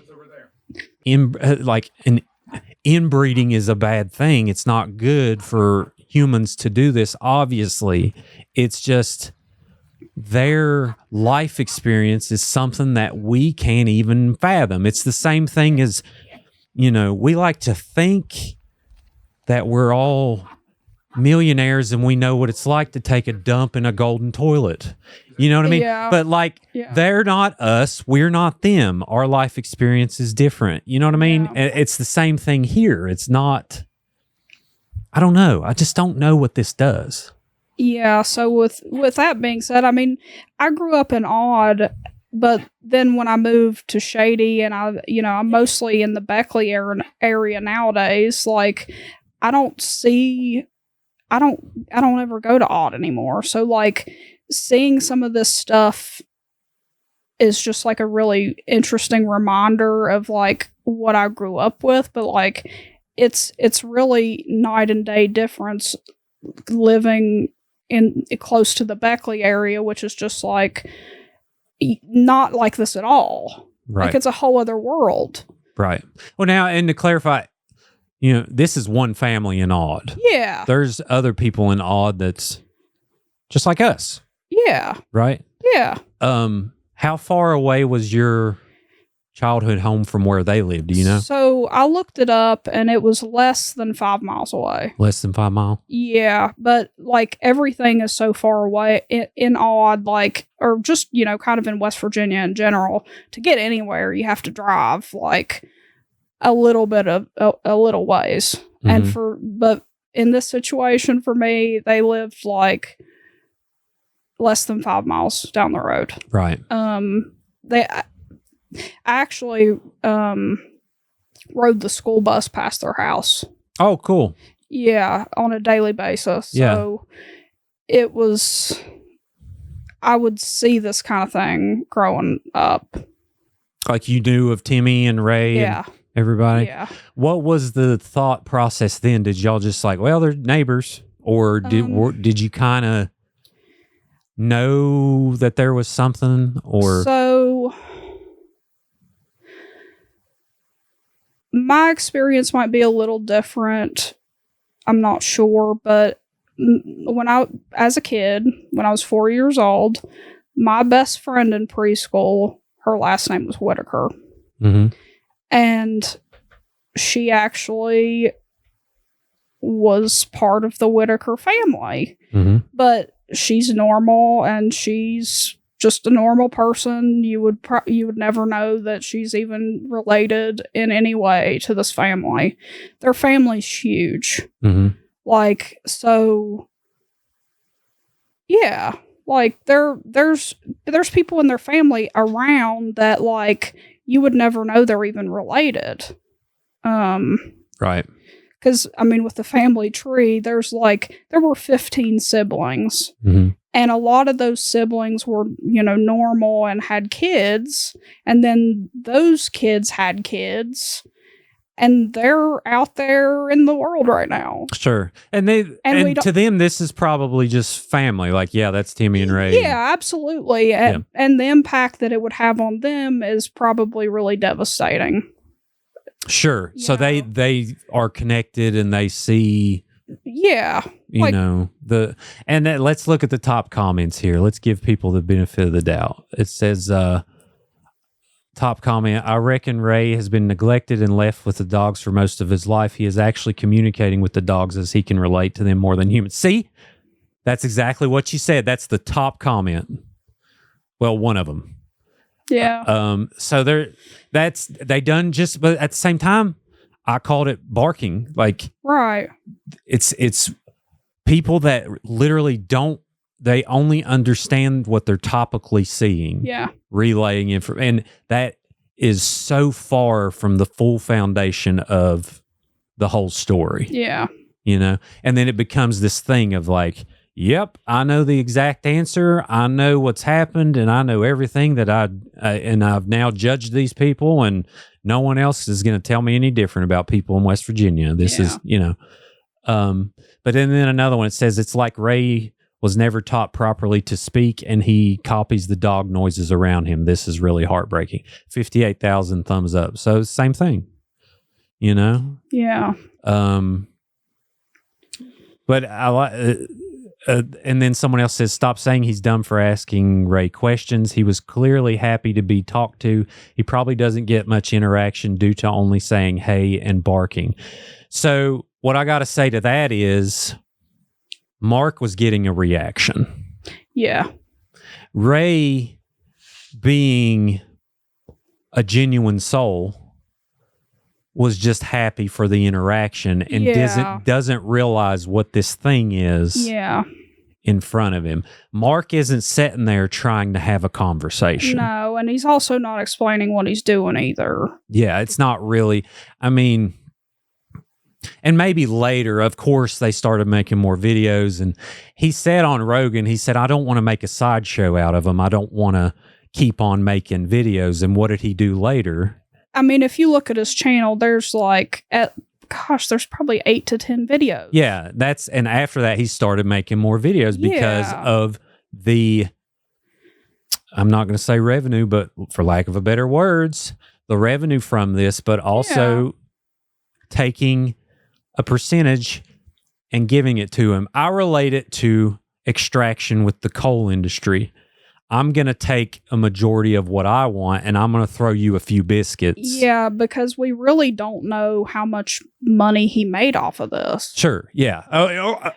A following is revenue in perpetuity until you screw it up. Like the people who viewed this, the number of them that viewed other videos, that subscribed, that follows everything else he does, that stays there, that's still there watching, to find the most twisted, sick interviews of whoever talking about whatever, having to get their arms amputated from so many intravenous heroin injections or whatever it is. This one doesn't sit well with me. I'm sorry, go ahead. With that being said, he did make, further videos about it, but he went, whenever that situation happened with the one woman that came out, like in the family, that she had been taking money for drugs, like Mark posted a whole video, like, I'm done with the Whittakers. Basically, that's what it was something along those lines. And he like sat down and had a conversation and was pretty much saying like, if this situation doesn't change and all the money that I'm giving to them is only going towards drugs, then I'm cutting all ties with them. I personally don't like that, because if he's showing the family, that's one thing. A lot of the people that have viewed the video have actually had a really good, positive reaction to it. Sure. Like when you read the comments, a lot of people are very warm to the family now, and they actually really like the family and enjoy seeing the videos. Yeah. Like there's a lot of people that have a positive reaction of it. But I'd say when Mark posted the video pretty much coming out and saying like they threw all this money away for drugs, that's when my opinion changed. Do you know where that is? I'd like to watch that. He might have removed it. I don't know for sure, but he definitely like. Well, we'll do some searching, because if that's the case, like when that happened, it just, when I first watched it, that's when I started to have more of a negative opinion towards it. Sure. It's kind of like, well, they're used up. Throw them in the trash. We're done. If that's the case. Well, I do understand his perspective on it, too, that he gave these people a whole lot of money and they just threw it away and wasted a lot of it. But he didn't, he could be upset about that, and that's totally justified. But posting it for the whole world to see is another thing. Sure, yeah. Yeah. Like, and if he did point out, let's see here. You might want to look under playlists. I'm not sure if, because he has a playlist on the Whittakers, but I'm not sure if that video is still up. It's like top row. It's called Poverty. Top Whittakers, second row. Mid-second. Oh, okay. Got it. Okay. 18 videos total. Yeah. God, goodness. Yeah. So he's got Breakfast with the Whittakers shopping trip, Whittakers Spring 2022. The Whittakers go to the state fair. Haircuts for the Whittakers. Christmas season with the Whittakers. The death of. So obviously, after his Rogan interview, he decided to kind of up the ante. I mean, there's some of these that are an hour long, Yeah. hour and 30 minutes long. Christmas. The death of Larry Whittaker was the one that I guess the woman's name is BJ, but she was struggling with drugs, and I don't know what her status is now with that. But she might be doing great and fantastic. Like, I have no idea. Mm-hmm. But him publicly showing that side of it, I think, just makes the situation surrounding West Virginia look worse. Right. Because like that's a struggle that I don't like being portrayed to the entire world. Yeah, and it's like until you struggle with addiction, which I haven't, but I know a lot of people who have. I lost, one of my best friends OD'd, and knowing the type of person that genuinely, like, you like to think like, oh, someone's addicted, they're gonna steal, they're gonna rob. Very small percentage. Yeah. Most addicts are working, functional addicts. Yeah. And, addiction is like, there's so many different forms of addiction. Some people struggle with alcohol. Like, some people struggle with food addiction. Like, there's all kinds of different addictions. Yeah. I mean, it's like you put everyone in this box, and we don't like to talk about, things like the Sackler family and all of this stuff that brought OxyContin into Appalachia and that took advantage of hurt coal miners, typically people on the job getting hurt and then getting, roped into this life, and then they eventually take it away, and their only option was to go to heroin. And you think, well, you should just pull yourself up by your bootstraps, and I don't do heroin, so you cannot do heroin. Like, there gets to a certain point, like, no, that's a majority of this. That's not how it started. Right. And eventually it transforms you into something else. And again, we just for some reason think like, oh, well, they're going to steal, they're going to do this, they're going to, rob you blind. Of course that's out there. Yeah. But that's when addiction meets, narcissism or a sociopath or, a bad personality. Yeah. It's not the typical addict, know? So, I mean, there's so many more answers to these things, but I'm not seeing.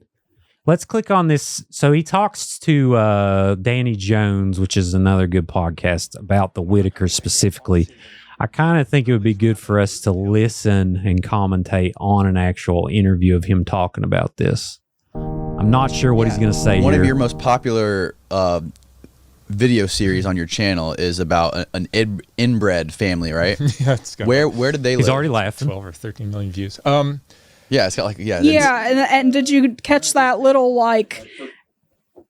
under the breath comedy made 50 million views? It's got like, or did he say 50 or 13? I think this is when maybe it was 13. Yeah, this was 4 years ago. That was like a very kind of braggy comment. Oh yeah. It's not to help this family. Yeah. And it was very under the breath, like just real quick right there. Yeah, it may have turned into, oh, well, I better help this family. Otherwise he's going to look really bad. Yeah. So let's family, right? Yeah, it's got where did they live? It's got 12 or 13 million views. Yep. Yeah, it's got like an insane amount of views. When I was doing Create Equal, my first book, which is all American portraits, I went to every state and I did portraits of all kinds of people, from astronauts to ballerinas to politicians to drug addict, everything you can imagine that exists in the United States, polygamists, everything. We were in West Virginia, just driving around as I would do, and just driving around, just with no goal, no one to hook up with. We were just looking around, and I went to a convenient, like a little truck stop, and there was a cop there, and I just, the cops are really good to talk to because they know everybody, they know all the stories and all this stuff. So I went up to the cop and told him what I'm doing. He goes, yeah, I could do that. I get off at 2:00. Like, great, I'll meet you at 2 right here. So I did, and he just took me. to a whole bunch of different spots that were incredible. He was great. Of all, I use these kind of contacts very often, and he was one of the best in Raleigh County, West Virginia. He was amazing. Shout out. And he eventually, after it was not on the first trip, but the second trip there, took me to see the Whittaker family in a town called Odd, West Virginia. Odd, West Virginia. Yeah. They're already making fun of the name. West Virginia and Kentucky have a lot of these towns It's that are just have actually these strangest crazy names. to me I that just did a like video, I think, last week. everyone knows my hometown now. Yeah. For one reason. Yeah, Not because of your beautiful drawings you're right. Yeah, or the crow speaker. No, the crow speaker's elsewhere. I mean, hopefully they wouldn't have. Oh, no. Come on. That's Yeah. epic. But, and, shout out to the Whittakers for causing such uproar here. But that's, the base of this. Let's just see if we can tell what kind of motive here. And it's, I don't care what you say. It's not helping this family. Well, there's hell for certain, Kentucky. And there's the most ridiculous names for towns in both West Virginia and Kentucky. So there's a town in West Virginia called Odd. And there's a bunch of other. And this cop just took you to these guys? I'm going to look up he's from California. I'm going to look up weird town names in California. This was a second trip to West Virginia. The first one, we were doing some other things, and all our equipment got rained on, so we had to we can't even shoot here. We can't rent new equipment because we're in West Virginia, so Right. we had to pack up and go home. I guess for me, growing up in Odd, it was very normal. Yeah, it's normal. Okay, there's a dog town. Which is just the target. California. There's a Bummerville. There's a Bumblebee. I've never touched a video. Volcano. So There's a Weed, California. So I don't want to hear that kind of argument. he got all pissed at me. He was like, I told you to bring a video camera. And then, so whatever, he took us there. And he was exactly right. It was the most, like that little scene from Deliverance that everyone knows. There you go. Okay. We come around this, we're on a road. That everyone knows, Nicole. Yeah. Road, and we come to this trailer and then a little shack on the other side of the road. And there's these people walking around and their eyes are going in different directions and they are barking. It is an actual house. It's not a shack. Yeah. The house is, struggling, but it's not a shack. Right. So, yeah, it's judgmental from the start. Yeah. I mean, he's not coming here to invite them to go to, Outback Steakhouse or something. It's like, poverty porn's what it is. Like, I've done a video on this. It's let's find the most worn down homes, the most tired people, and just point our cameras at it and see who will buy it. Mm-hmm. You know what I mean? So I hate it. I just hate it. Everything I try to do. Now, listen, I'm not holier than thou. I don't know what this is like. I don't know if this is a good idea to even talk about this kind of stuff. I just think it's important conversation to have. But I try to, with my commercial work, say first, what good is this going to do? And if there's an answer, I'll do it. Yeah. Now, granted, not everyone's going to love everything I do, or, that's fine. It's all subjective.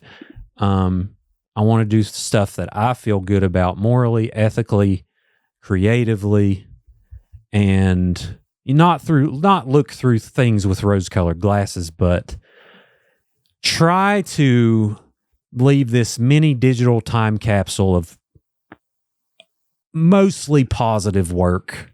Yeah. For later. Yeah. You know what I mean? Absolutely.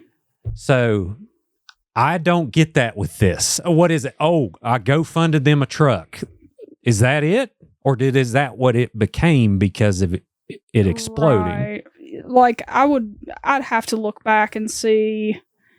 It's like, when did he when did the truck thing happen? Was it early on or was it later? Yeah, like if it's later, then it's like, that's when it's like he should have compensated them way earlier. Yeah, I mean, or made them partners.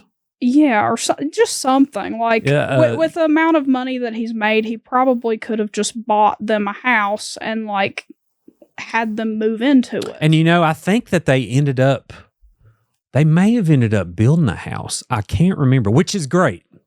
That's great. There's no doubt with me that's great.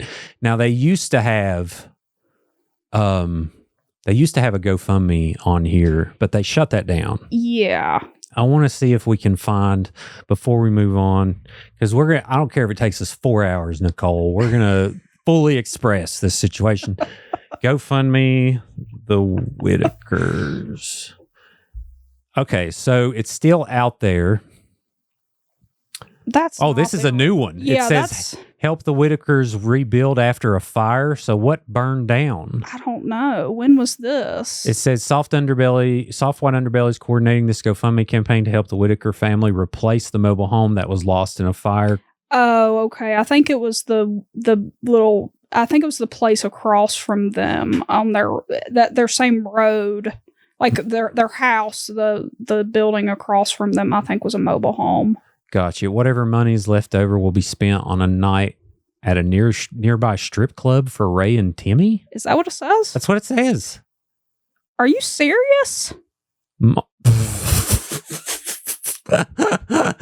Good Lord. Okay. When was this? What's the date? This has got to be recent. It says it was organized by him. Okay, so it was created December 22nd, 2024. So very recent. Yeah. So it says 100% of the funds will go. Okay, well, it says 5,920 out of 16,000. So Mark, to his credit, I guess something burnt down, and he's actively raising a GoFundMe. I didn't see this on his site anywhere. I didn't either. Yeah. So there's other GoFundMes here. So uplift the Whittakers as they fight MND. What is this? Is this a different thing? Yeah, that's not the same family. Oh, it's a different family. Okay. So support the Whittaker family after tragedy. Okay, that's a different one. All right. Anyway, the original GoFundMe, I don't guess is available, but I do know he raised like $140,000. Now let's just talk about GoFundMe and where this fund comes from. A GoFundMe is not from Mark Lyda. A GoFundMe is from the people watching his channel. Yes. So this does not count as the actual revenue. Now, granted, YouTube may have demonetized that video, and they should have. I don't know. Right. Maybe they didn't. I don't know. If they didn't, 43 million, you could pretty much say, it's in the six figures on how much that is raised. Now, across the board, the following again, what it built for his channels, what it built for his, I think he's got like a Patreon. He's got like a subscription channel, like a bunch of stuff. Yeah. Yeah. I mean, I don't know. You would need to be involved with the books to actually figure out how much that multiplied the revenue stream. Now, I do know he gives a lot of money to people that does interviews, like all the addicts he gets to come in there. He does a lot of interviews on Skid Row. I don't know how I feel about this because you're incentivizing the darkest, the most depraved, the most disturbing stories. You're incentivizing addicts to create. Yeah. No, that's a really good point. Yeah. You're incentivizing addicts to create things to feed their addiction. Yeah. And they're going to drain that money, and their video is going to build more than what it earned them. You know what I mean? Yeah. Now, granted, how much is he making? I have no clue. He would know that. He had a very successful photography career. Again, very talented guy, but he acts like he doesn't make money. Maybe he doesn't. Maybe he gives it all away like Santa Claus. Well, he's got to, with anybody, we all have to make money. Yeah. Yeah. Just in business and that kind of thing, we all have to provide for ourselves. And apparently he lives in LA? Mm-hmm. And the cost of living there has got to be astronomical. Oh, yeah. But I mean, even then, he seems to be doing very well for himself, and he's traveling to all these different places. He's still, so it's like he is making money. Yeah. Oh, yeah. And I'm sure he had a chunk saved.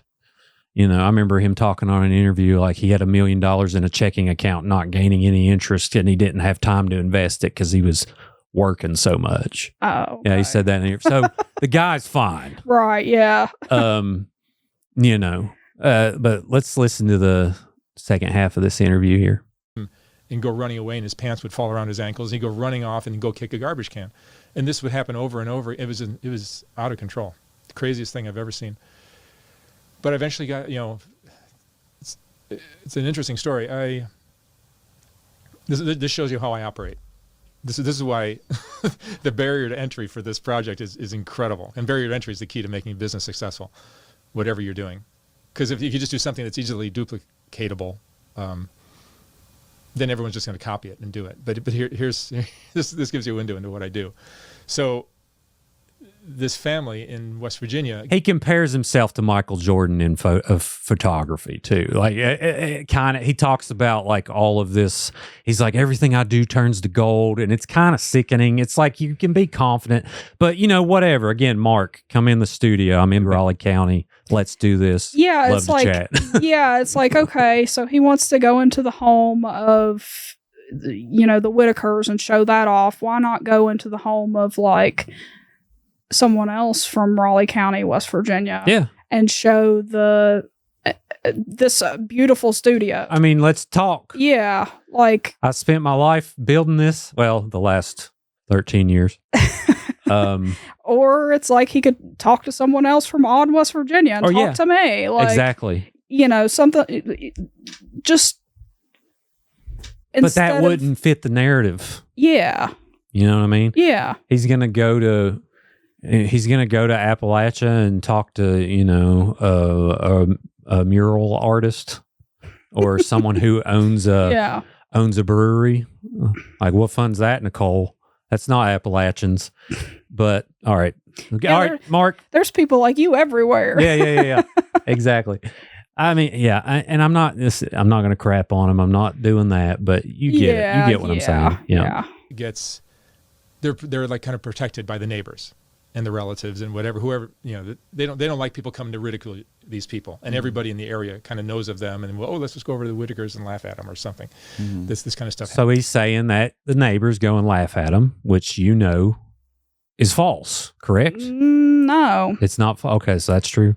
No, so I rode the school bus past their house, and I would say my earliest memories of depression probably stemmed from this situation. Oh, is like, I remember just the dread that I felt on a daily basis going home, because like every day when we would go past their house, I would sit in my seat, but like the other kids, there were certain kids that would go to the windows and they would like pull the windows down and they would bark out the windows. And it was like, it really affected me. That's sad. Like, it just, other kids doing that, like the kids were bullying them through the windows of the school bus. And then to beat it all, like, we would go past the house, and because it's a dead-end street, we had to turn the school bus around and drive past it a second time. And the kids would do the same thing. They would go to the other side of the bus, pull the windows down, and bark at them again as they went back, like a second time on our way out of the road. Yeah. And like, I hated it. Like, that was just, I dreaded that so much. And it got to the point where I would like complain to my mom about it, and she just started picking me up from school. So oh wow! Like, or picking me up at the end of the road so that I didn't have to go down their road and like just sit with other kids doing that kind of thing. Because like, in a way, me being on the school bus almost made me guilty just because I was on the school bus, you know, like Sure. even though I wasn't, you know, doing any of that myself, it was just like I had to witness these other kids doing it and I couldn't do anything about it. Oh, that's sad. Yeah. Kids can be cruel. So that's kind of like there's some merit there. Yeah, I mean there are people locally that did bully them, but I don't know as an adult, like I don't know if they have other adults that bully them or bother them or not. It sounds like there's a lot of protectors around them. I think there really are, like I mean especially now. Yeah. Because I mean everyone knows where they live. How many of these 43 million people just loaded up and was like, let's go see the Whittakers, y'all.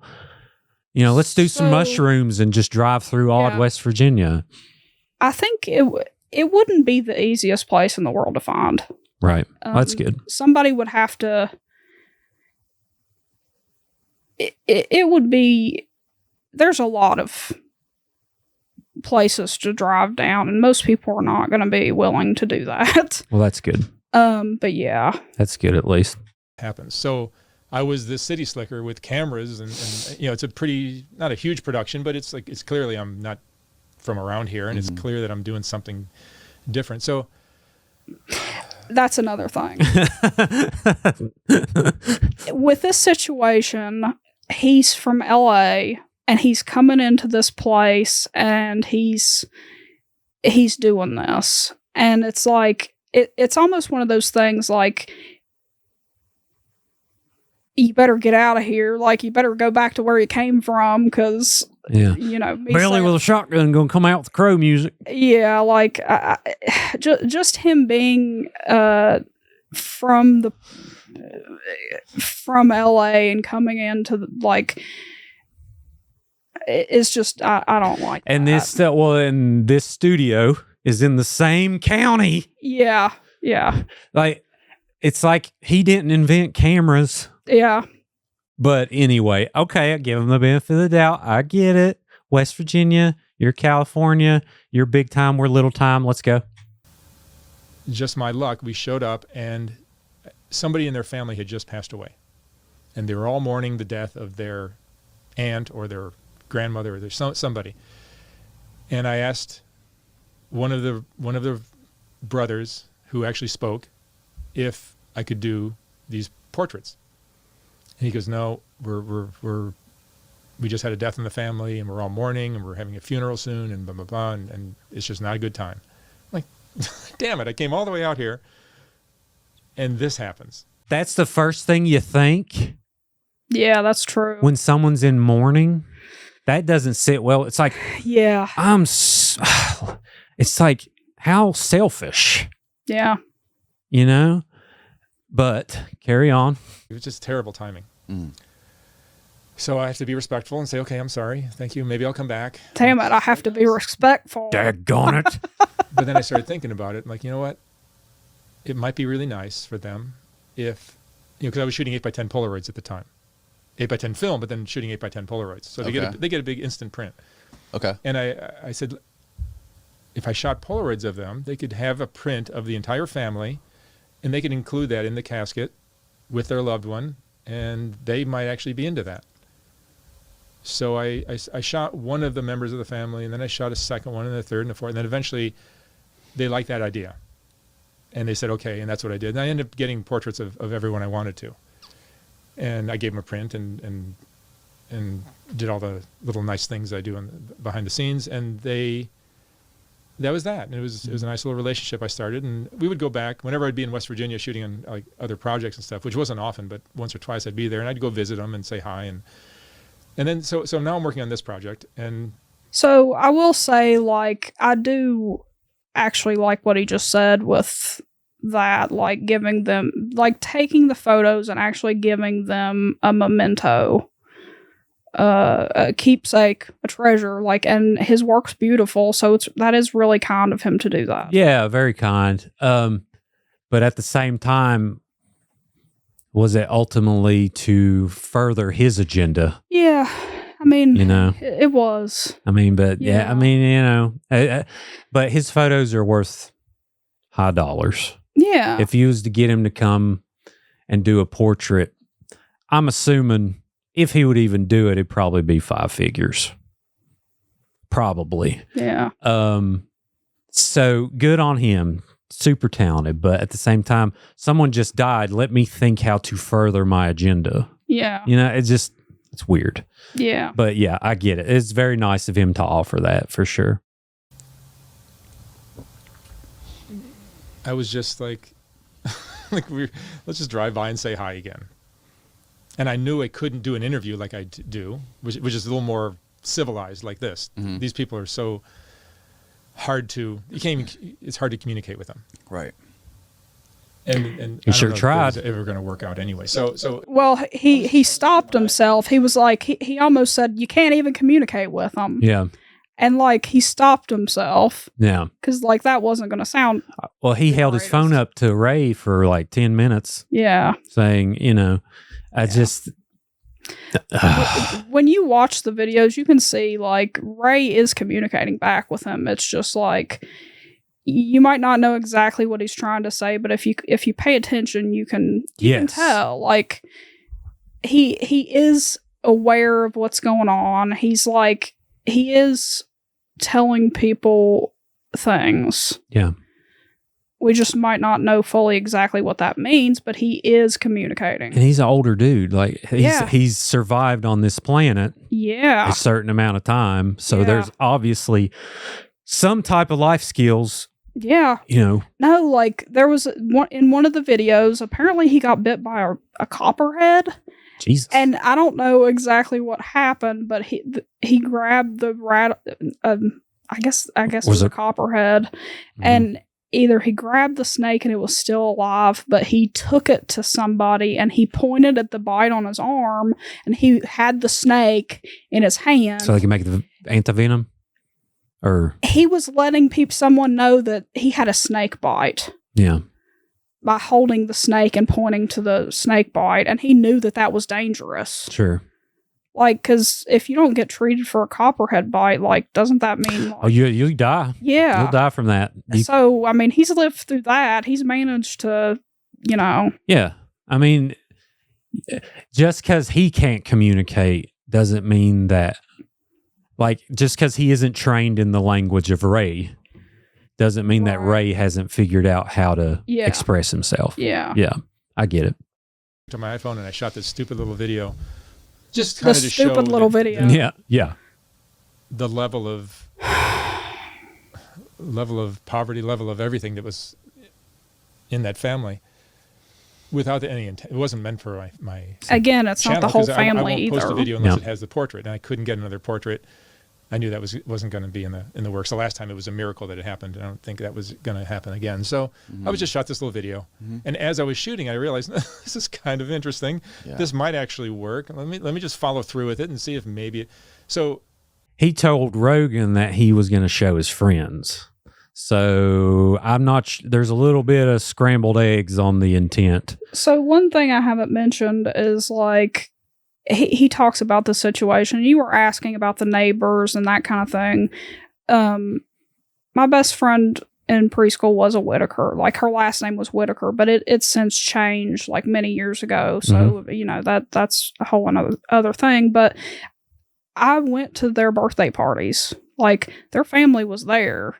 Like, I remember Timmy being there. Mm-hmm. Like, I remember Timmy because he was like... I think he's in his 40s and I'm in my 30s. So he was like, I guess they brought him because it's like a kid's birthday party. So he was like around, like he was 10 years older than me, but he was still kind of around the same age range. Like he was still under 18 during this time frame. So it's like, any kid's birthday parties, that's just... You mean to tell me they have birthday parties, Nicole? They're normal people? I mean... There's no way. like, But y'all are just, you're eating cake, singing happy birthday, doing the whole thing. yeah, they exchanged gifts. And I remember, like, this wasn't their house. It was, a completely normal family. They just had the last name Whittaker. Sure. And, like, they're doing, from what I understand, they're great. They're fine. Like, they're now, like, but yeah. Like, Imagine, so them witnessing all this, it's just... Yeah, I feel really sad for them. Like, even though I don't think that, like, most people probably have no idea that they're related to the family because, their last name is not Whittaker anymore. Yeah. And, like, so they probably, I doubt that's very, like, widely known, and people aren't, that's not something I would volunteer. Sure. If it was me, like, so, but yeah, I mean, and that's sad. It's like, because I imagine growing up there, it gives you a negative connotation of growing up there. It doesn't necessarily make you proud. right. Yeah, exactly. But it shouldn't be like, it's your home, Yeah. It's like, I mean, it's where I grew up, yeah. where I come from. Yeah. Yeah. Like, truly. Yeah. That's so many things. But, they had normal birthday parties and everything. And I remember Timmy being there, and I didn't think anything of it as a kid. I mean, that's great. Kids don't. Like, yeah. This is, racism and bigotry and hate is instilled in children. Yeah. They don't know what that is until their parents, or society or whoever shove it in their face enough to say, you're supposed to believe like this. Yeah. And then eventually they lose that innocence, which is sad. But it's great to know that they grew up living life, just like everyone else. Yep. I see a lot of comments. I get all the kind of comments from this is, everything you can imagine. On a video that becomes that popular, it becomes really interesting just to read the comments. But everything from I'm an exploitive bastard to this is incredible and everything in between. But I forget where I was going. But you had to clarify, I'm small potatoes. Like, this dude has built a whole thing. He's obviously successful. I don't want to portray this as if I'm being a hater. Right. Yeah. Because I'm not like that when it comes to my peers. I love their work. I love what they do. But if something like this comes out, I feel like as an Appalachian, I have the ability to give my thoughts and my voice on it. And he opened himself up for this type of criticism. Yeah, I think it's justified to I mean, just title. The title of the video is "Inbred Family." Yeah, like you're welcoming some kind of reaction. Sure. Yeah. So yeah, and you got to get people drawn in to watch the video, and I get this, and if it said the Whittakers, an amazing Appalachian story, or something like that, you would have less viewership, but ultimately, I hate that we're like that. I hate it's like, ooh, instant gratification. Gimme. I gotta have the most dark, depraved stuff. I hate positivity. This sucks. Positivity, but I think there's a balance. There's definitely a balance. Yeah. But it just turned into something like, I guess I could kind of use this. I can use the portraits from Create Equal, which is what I did, and I can post it. The video.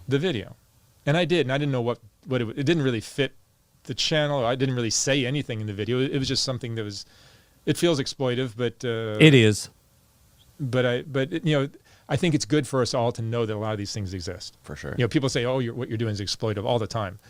Look, a hotel, the hotel I'm staying at while I'm here in Tampa, they're exploiting my need to sleep. Mm. Yeah. The rest. Okay, so exploiting, that's part of my original post. There's positive exploitive and there's negative exploitive to me. I'm making a commercial for a nonprofit. We're exploiting certain things for the greater good of the cause. Yeah. Yeah. This is exploiting what? To say, don't sleep with your sister or your cousins, or like, we know that. Like, do you think there's people out there? Because the way this is being said is like, you know, is this a PSA not to sleep with your cousin? Like, I think we know that. This life experience of this family and the certain things that went on, obviously inbreeding is not good, but this is like you're pointing and laughing and staring and saying, look at that. Yeah. I think, like, I mean, in watching the video, like, he is saying that they're an inbred family, but, like, they haven't communicated that to him. Yeah. They haven't admitted that to him. They haven't, like... He asks him all these, like, really pressing questions, and like the main, like, the maternal figure will answer the questions, but, like, none of it leads back to incest. That's a great point. How did he know it was inbred? Word of mouth? I know he didn't take him and do blood tests, but how did they know? How is this a no? And then someone went out there and decided to dig into the lore of the entire family. Yeah, because I mean, before Mark ever went and saw this family and met this family, like, it was already known in the area that they existed there. Sure. People had, you know, like, people knew about them. Like, I didn't know, like, as a kid, I didn't know anything about that. Like, but as I grew up and, like, the barking thing on the school bus, like, people would talk about it and everybody knew about it. Sure. Like, so it was very well known in the area that they existed. Yeah.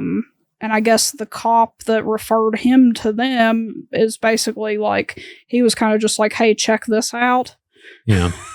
Yeah. I mean, and I get the inclination for people to do that. It's provocative. Yeah. Yeah. But my goodness, it's not like you're watching some kind of horror movie that's over the top. It's like, and this is also real life. Like, these are real people. Yeah. These are real people that have real feelings. A stereotype of West Virginia that created countless movies that people, you know, and actually are good movies, but people are taking for documentaries. And then like Wrong Turn and and all of this stuff. It's just, man, it's just mean. It's just mean to me. The restaurant that I had breakfast at is exploiting my hunger. Everything is exploitive. Totally different. You know, you take a picture, you know, photography and video especially are by nature it's not exploiting. Like, okay, I mean, anyone in business would understand, like, we have to make money and we have to have a product that people want. But him, it's like he is exploiting them for monetary gain. Yeah. Whereas, like, someone that has a restaurant they're supporting themselves, but they're also helping the people that want to eat. Yeah. And need to eat. Yeah. He's exploiting humanity. Yeah. And comparing it to having an empty stomach. Yeah. Or needing a place to sleep. Yeah. Yeah. No, that's two different things. Let's talk positive and negative exploitation. I think there's different tiers here. Yeah. And yeah, that falls very flat. A picture of a girl for an ad, you're exploiting her beauty. You're paying her for I agree her beauty, and you're using it in an ad. Is that not exploitive? So everything can be viewed as exploitive. Except the difference is this is actual real shit. That's whatever it is. Thank Paid you, acting, Danny Right. Jones. Whatever. Right now, right here, True. you're shining a light on something that's Yeah. real. Like you're shining a light on an actual, Well, actual wound. yeah. I mean, And then they was really It's like getting it's into like- it there. It's like, Yeah, Yeah. what did he say that? I want to know. Yeah, well, there's a great interview. So Danny Jones, I think it's called the Danny Jones podcast. But look up Mark Leda. It's a really good hour and a half long conversation, I believe. But because I want to get again, I give him the benefit of the doubt. But this is my home, and we've got the right to talk about it however we want to. Yeah. Man, when was the last video they posted of them? Seriously, like 2 or 3 weeks ago. Oh, really? So they're still doing Oh, videos. yeah. Okay. Yeah. Let me make sure here. Because he literally said I'll try to see if I can find that he told Joe Rogan that he was not going to do that. And it turns out, according to this playlist, okay, so we got mobile home fire at the Whittakers. That must be what's going on with the 3 weeks ago. Yeah, 3 weeks ago. It's got 1 million views.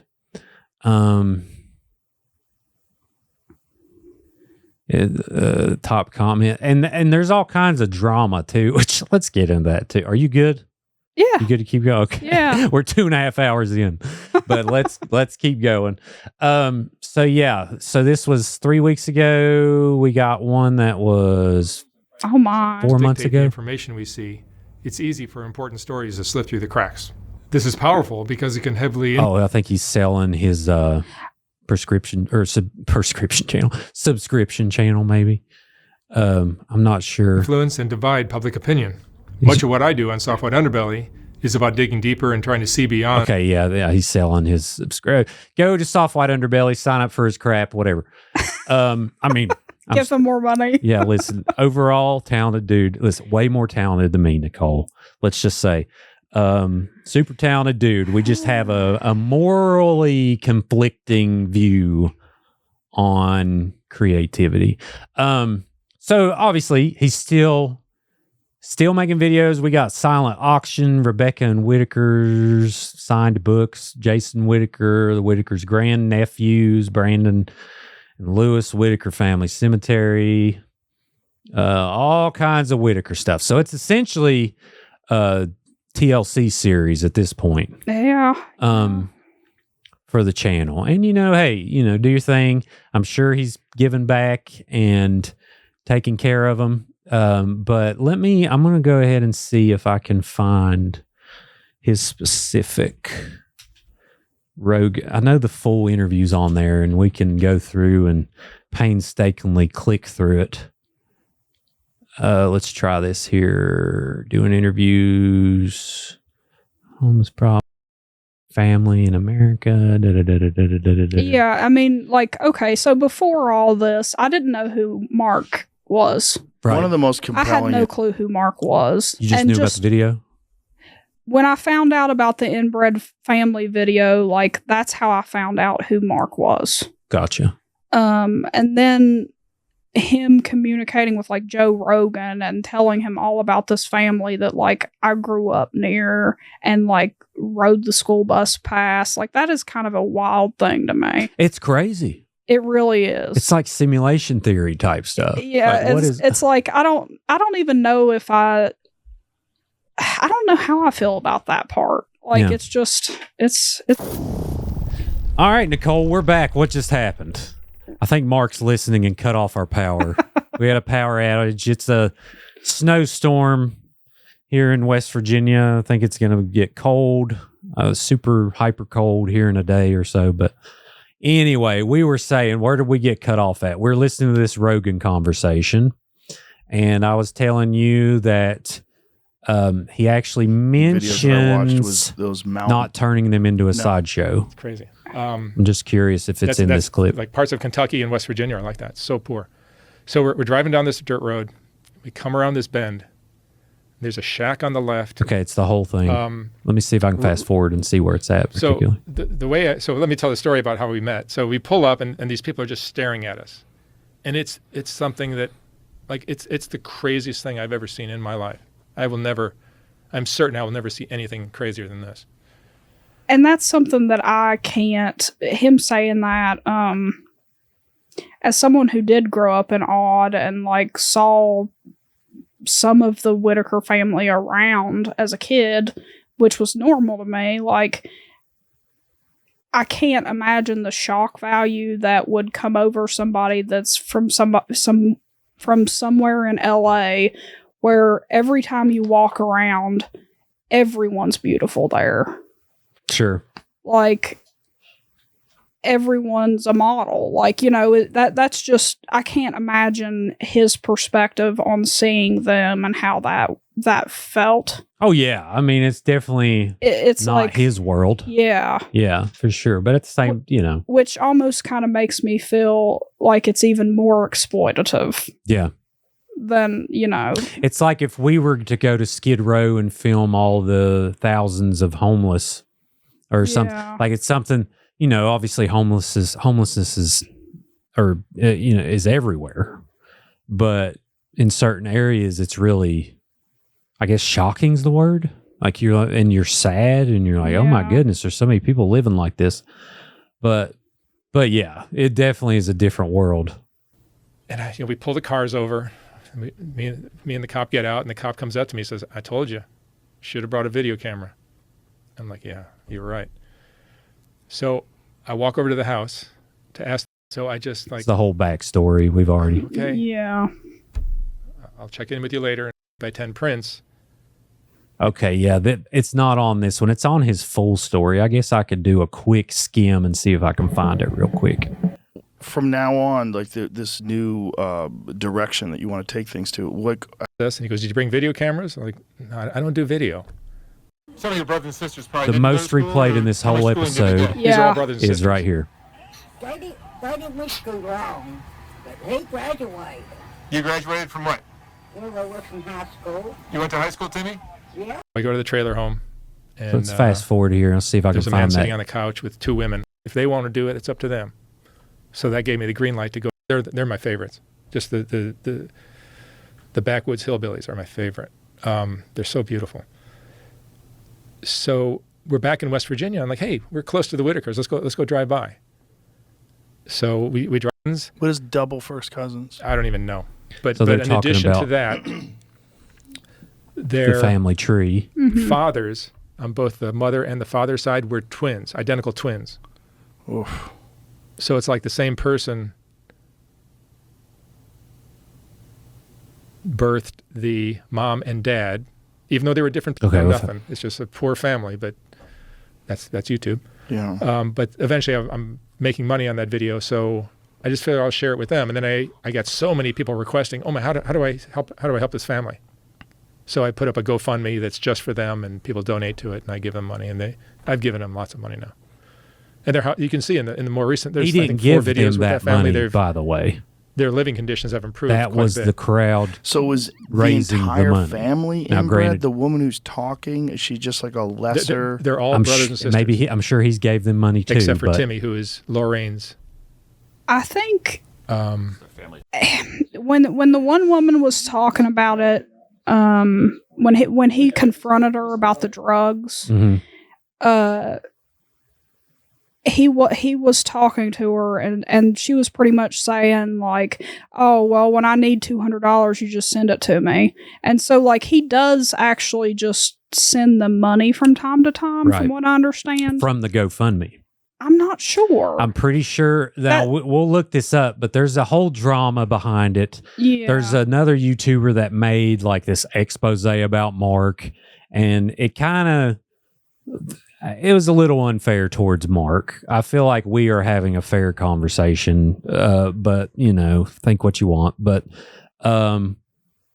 yeah, from what I understood is he drained the GoFundMe to give to them, and originally he was going to use it to like build a home, right. something like that. But yeah, let's see here. Latoya, who's this black girl, she's on Skid Row to this day. I still see her. I help her. Of John Emery Whittaker and Gracie Whittaker are identical.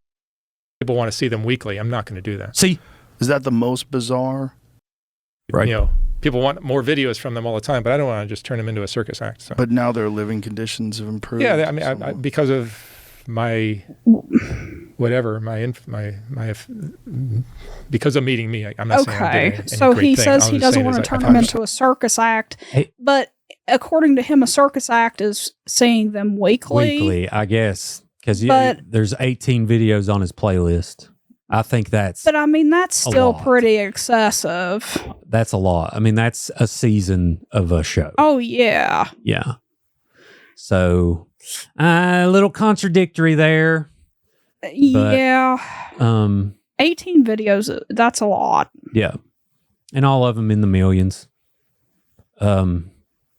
This original one, 500,000 likes, 43 million views. Wonder how you can look at dislikes. There is a plug-in or something, because I can actually view that on my computer. Really? So it says the easiest way this is using the YouTube dislike viewer website. Okay, where's the website at? I'm going to find this. I'm just curious how many dislikes it has. Okay, got it. So I put the link into there. Yeah, I downloaded like a plug-in or some kind of browser extension or something for mine, but I have no clue Right. what that was called. Grab the URL, paste it, search box, view dislikes. Okay. Is this trolling me? What is this doing? Can you like Use the dislike viewer website. Okay, I look like the biggest boomer. these websites are exploiting us by I know, daggone it. just having all these ads and being so confused. Yeah. Let's see how to. We're on a time crunch, Nicole. We just had another power outage. I'm telling you, the soft white underbelly gods don't want this podcast to happen. But he could care less. But so You never know. yeah, you never know. Nora said it's because TikTok's being banned tomorrow and everyone's downloading the app and causing a power surge. I was like, that's actually a pretty good theory. Cool. So where did we leave off? These are like 15-minute breaks in between time. We basically, so we heard the soundbite of him talking about he didn't want to turn him into the sideshow. That's subjective because he's got 18 videos on their playlist.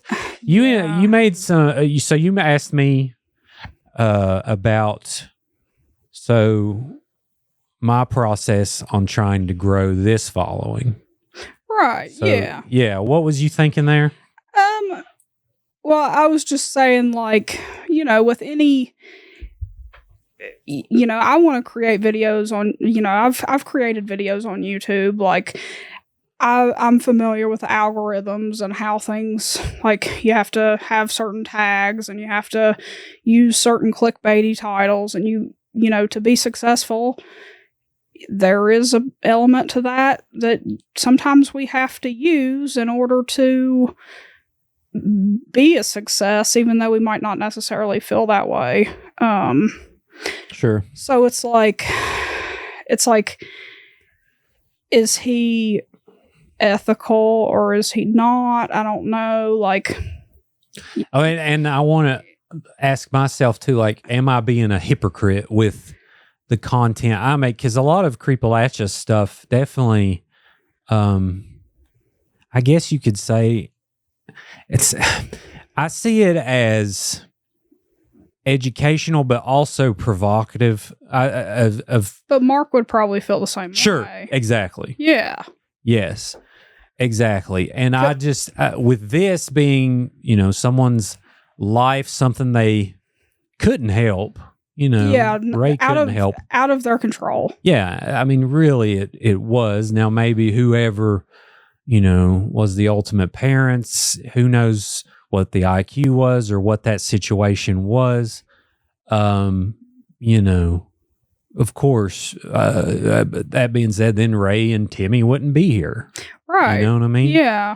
But at the same time, obviously, it's not. It's an awful thing, inbreeding, and it's not. Don't do it. But at the same time, that's the line I'm treading here of like, my goodness. But yeah, with Creepalachia stuff, I definitely, some of the stuff is a little more darker than others. Some of the stuff's fun, but a lot of it is, talking about people getting killed and murdered and different tragedies and stuff like that. But look at any true crime podcast, Sure. Which, those, a lot of those can be focused on older stories or older situations that happened. But when it's like right there, current, in your face, like that's happening now, that can get back to the family, the people involved. Like that's the part that's kind of where that I don't like it in pertaining to this. Yeah, for sure.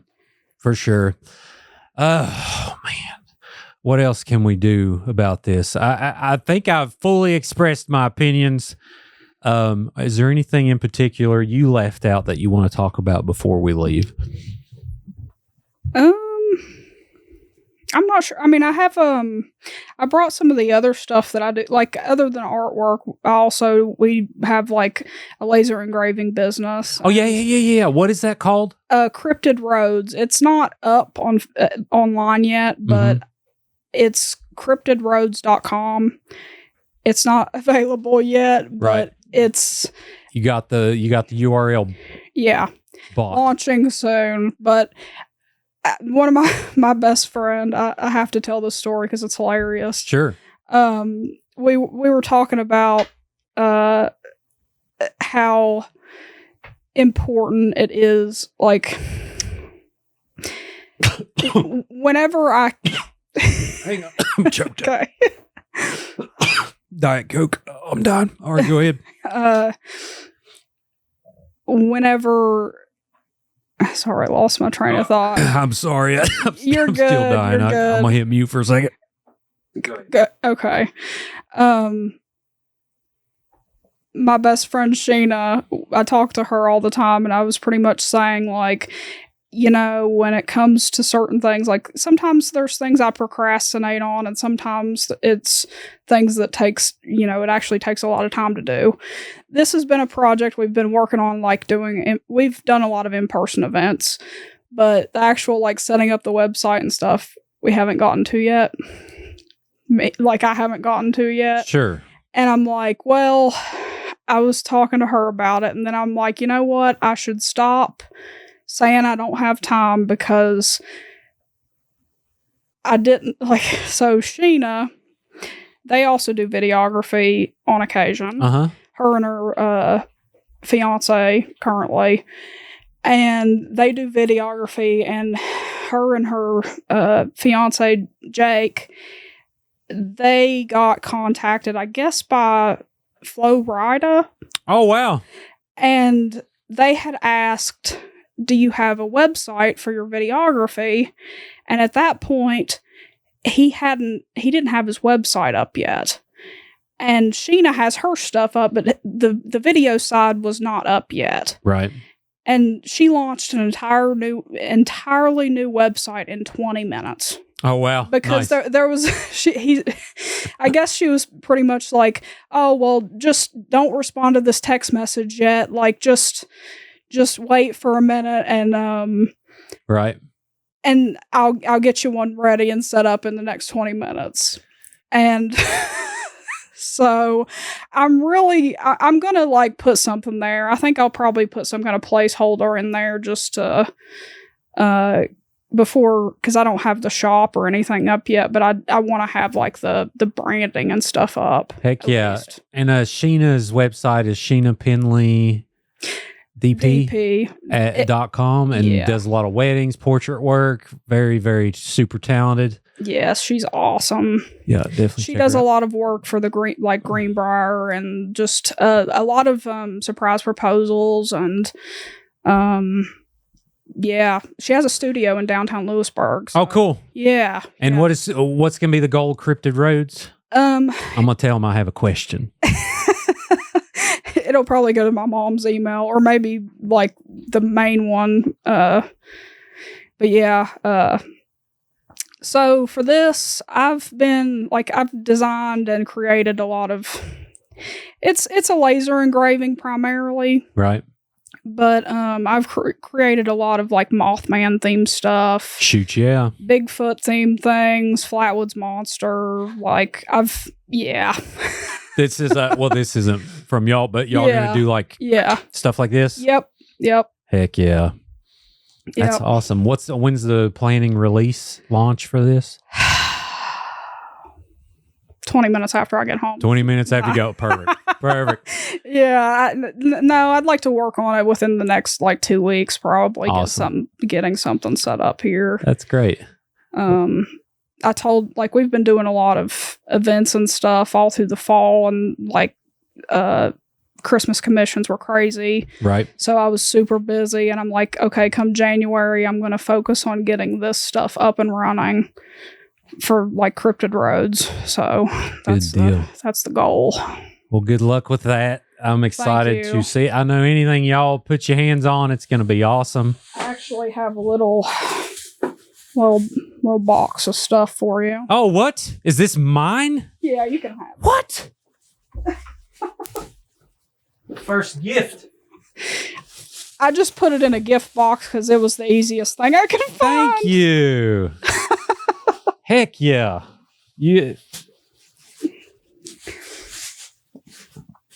We got the lovely stickers that are going to go up in the studio. And we have, oh, wow. Yeah. So that's beautiful. So I designed that and made this ornament. Got what was it, Braxy? Yeah, Flatwoods got- Monster, Braxy. You got the Mothman in here. West Virginia. This is beautiful. How does it make this one piece? No. Or do you put them together? You put them together. Okay. Yeah. That's beautiful. And we got something else in here. Nicole, favorite guest automatically. So did you design this? Yeah. Oh, it's a Bigfoot Yeah. and Mothman hugging. Yeah. They're all friends. This is awesome. It's a magnet. Cryptid friends. Heck yeah. All right. Power outage number 4. Is that the fourth time? I think that was the 4th time. Yeah. After all of these beautiful gifts, Cryptid Roads, we're going to speed up and tell you guys bye. But you mentioned Cryptid Roads has a Facebook? Yes, there is. I have posted several things for that. So if someone's interested in checking out some of the things that we have created, Heck yeah. And it's a play on country roads. A very meaningful story for Nicole. And did y'all make this little baby? no, I actually didn't. Mothman? But Okay. I had to post that because it was just so cute. Yeah, the best. Okay, all these stickers, and we got some stained glass. So Wow. That's yeah, beautiful. night lights. We recently Night got into doing the night lights. Those are incredible. So yeah, definitely check that out. Oh, yep. And this is you got the Capitol Yeah, in here because with a bunch of we did the event in Charleston, so I'm like, okay, I designed the whole like scene. I've seen some other products similar that look similar, but I put my own spin on it right. and designed that, and yeah, people loved them. Heck yeah. Well, I love it. I appreciate the gifts. Like I mentioned, favorite guest ever. We got my own little Mothy and Bigfoot here. Cryptid buds. Yeah, Cryptid yep. pals. Yeah, which you got to hang around. I got to tell you about. I won't announce this yet, but everyone know. Well, a few people know that we're making a Mothman movie, and Nicole's going to be a part of it in a way. That is so cool. Yeah, and I'm so pumped about that. Which we'll talk about that once we wrap it up. But yeah, I guess what's left to say, Nicole, other than don't be so judgmental, people. Yeah. Yeah, I hope that like this situation just like I hope it helps portray people from Appalachia and just West Virginia in a more positive light. Yeah. And shout out to the Whittakers. I hope you and your entire family are well. Nicole had a lot of fond memories of her childhood, being friends with some of your kin. And we wish the best for you in this situation. Mark, we may disagree business-wise with some of the tactics, but obviously you're doing an amazing job. Super talented guy. Totally respect the talent. And I would love to have you in the studio for a back and forth. I think what a good conversation we would have, and try to expand some dialogue and get to know each other. Because, I self-made, built a business here in the same county which in a few different counties, but now currently in the same county that he comes to a lot. So. Yeah, he's here all the time. Yeah. So I think, he could absolutely come here. Yeah. I wouldn't attack him. It'd just be some reasonable professional disagreements, and also blow up his work and tell him how great he is. So how about that? But anyway, for all of you out there, if you're not following Creepalachia yet, be sure to subscribe to the YouTube channel. Follow TikTok for about 17 more hours, and something like that. And depending on when this releases, actually TikTok may be by the time this is out. But we'll see. For those wondering, we are on Red Note and Lemon 8. I'm still learning those apps. A little bit of user error currently. But also, don't forget we have audio versions with Apple Podcasts and Spotify. And Nicole, thank you for having this conversation.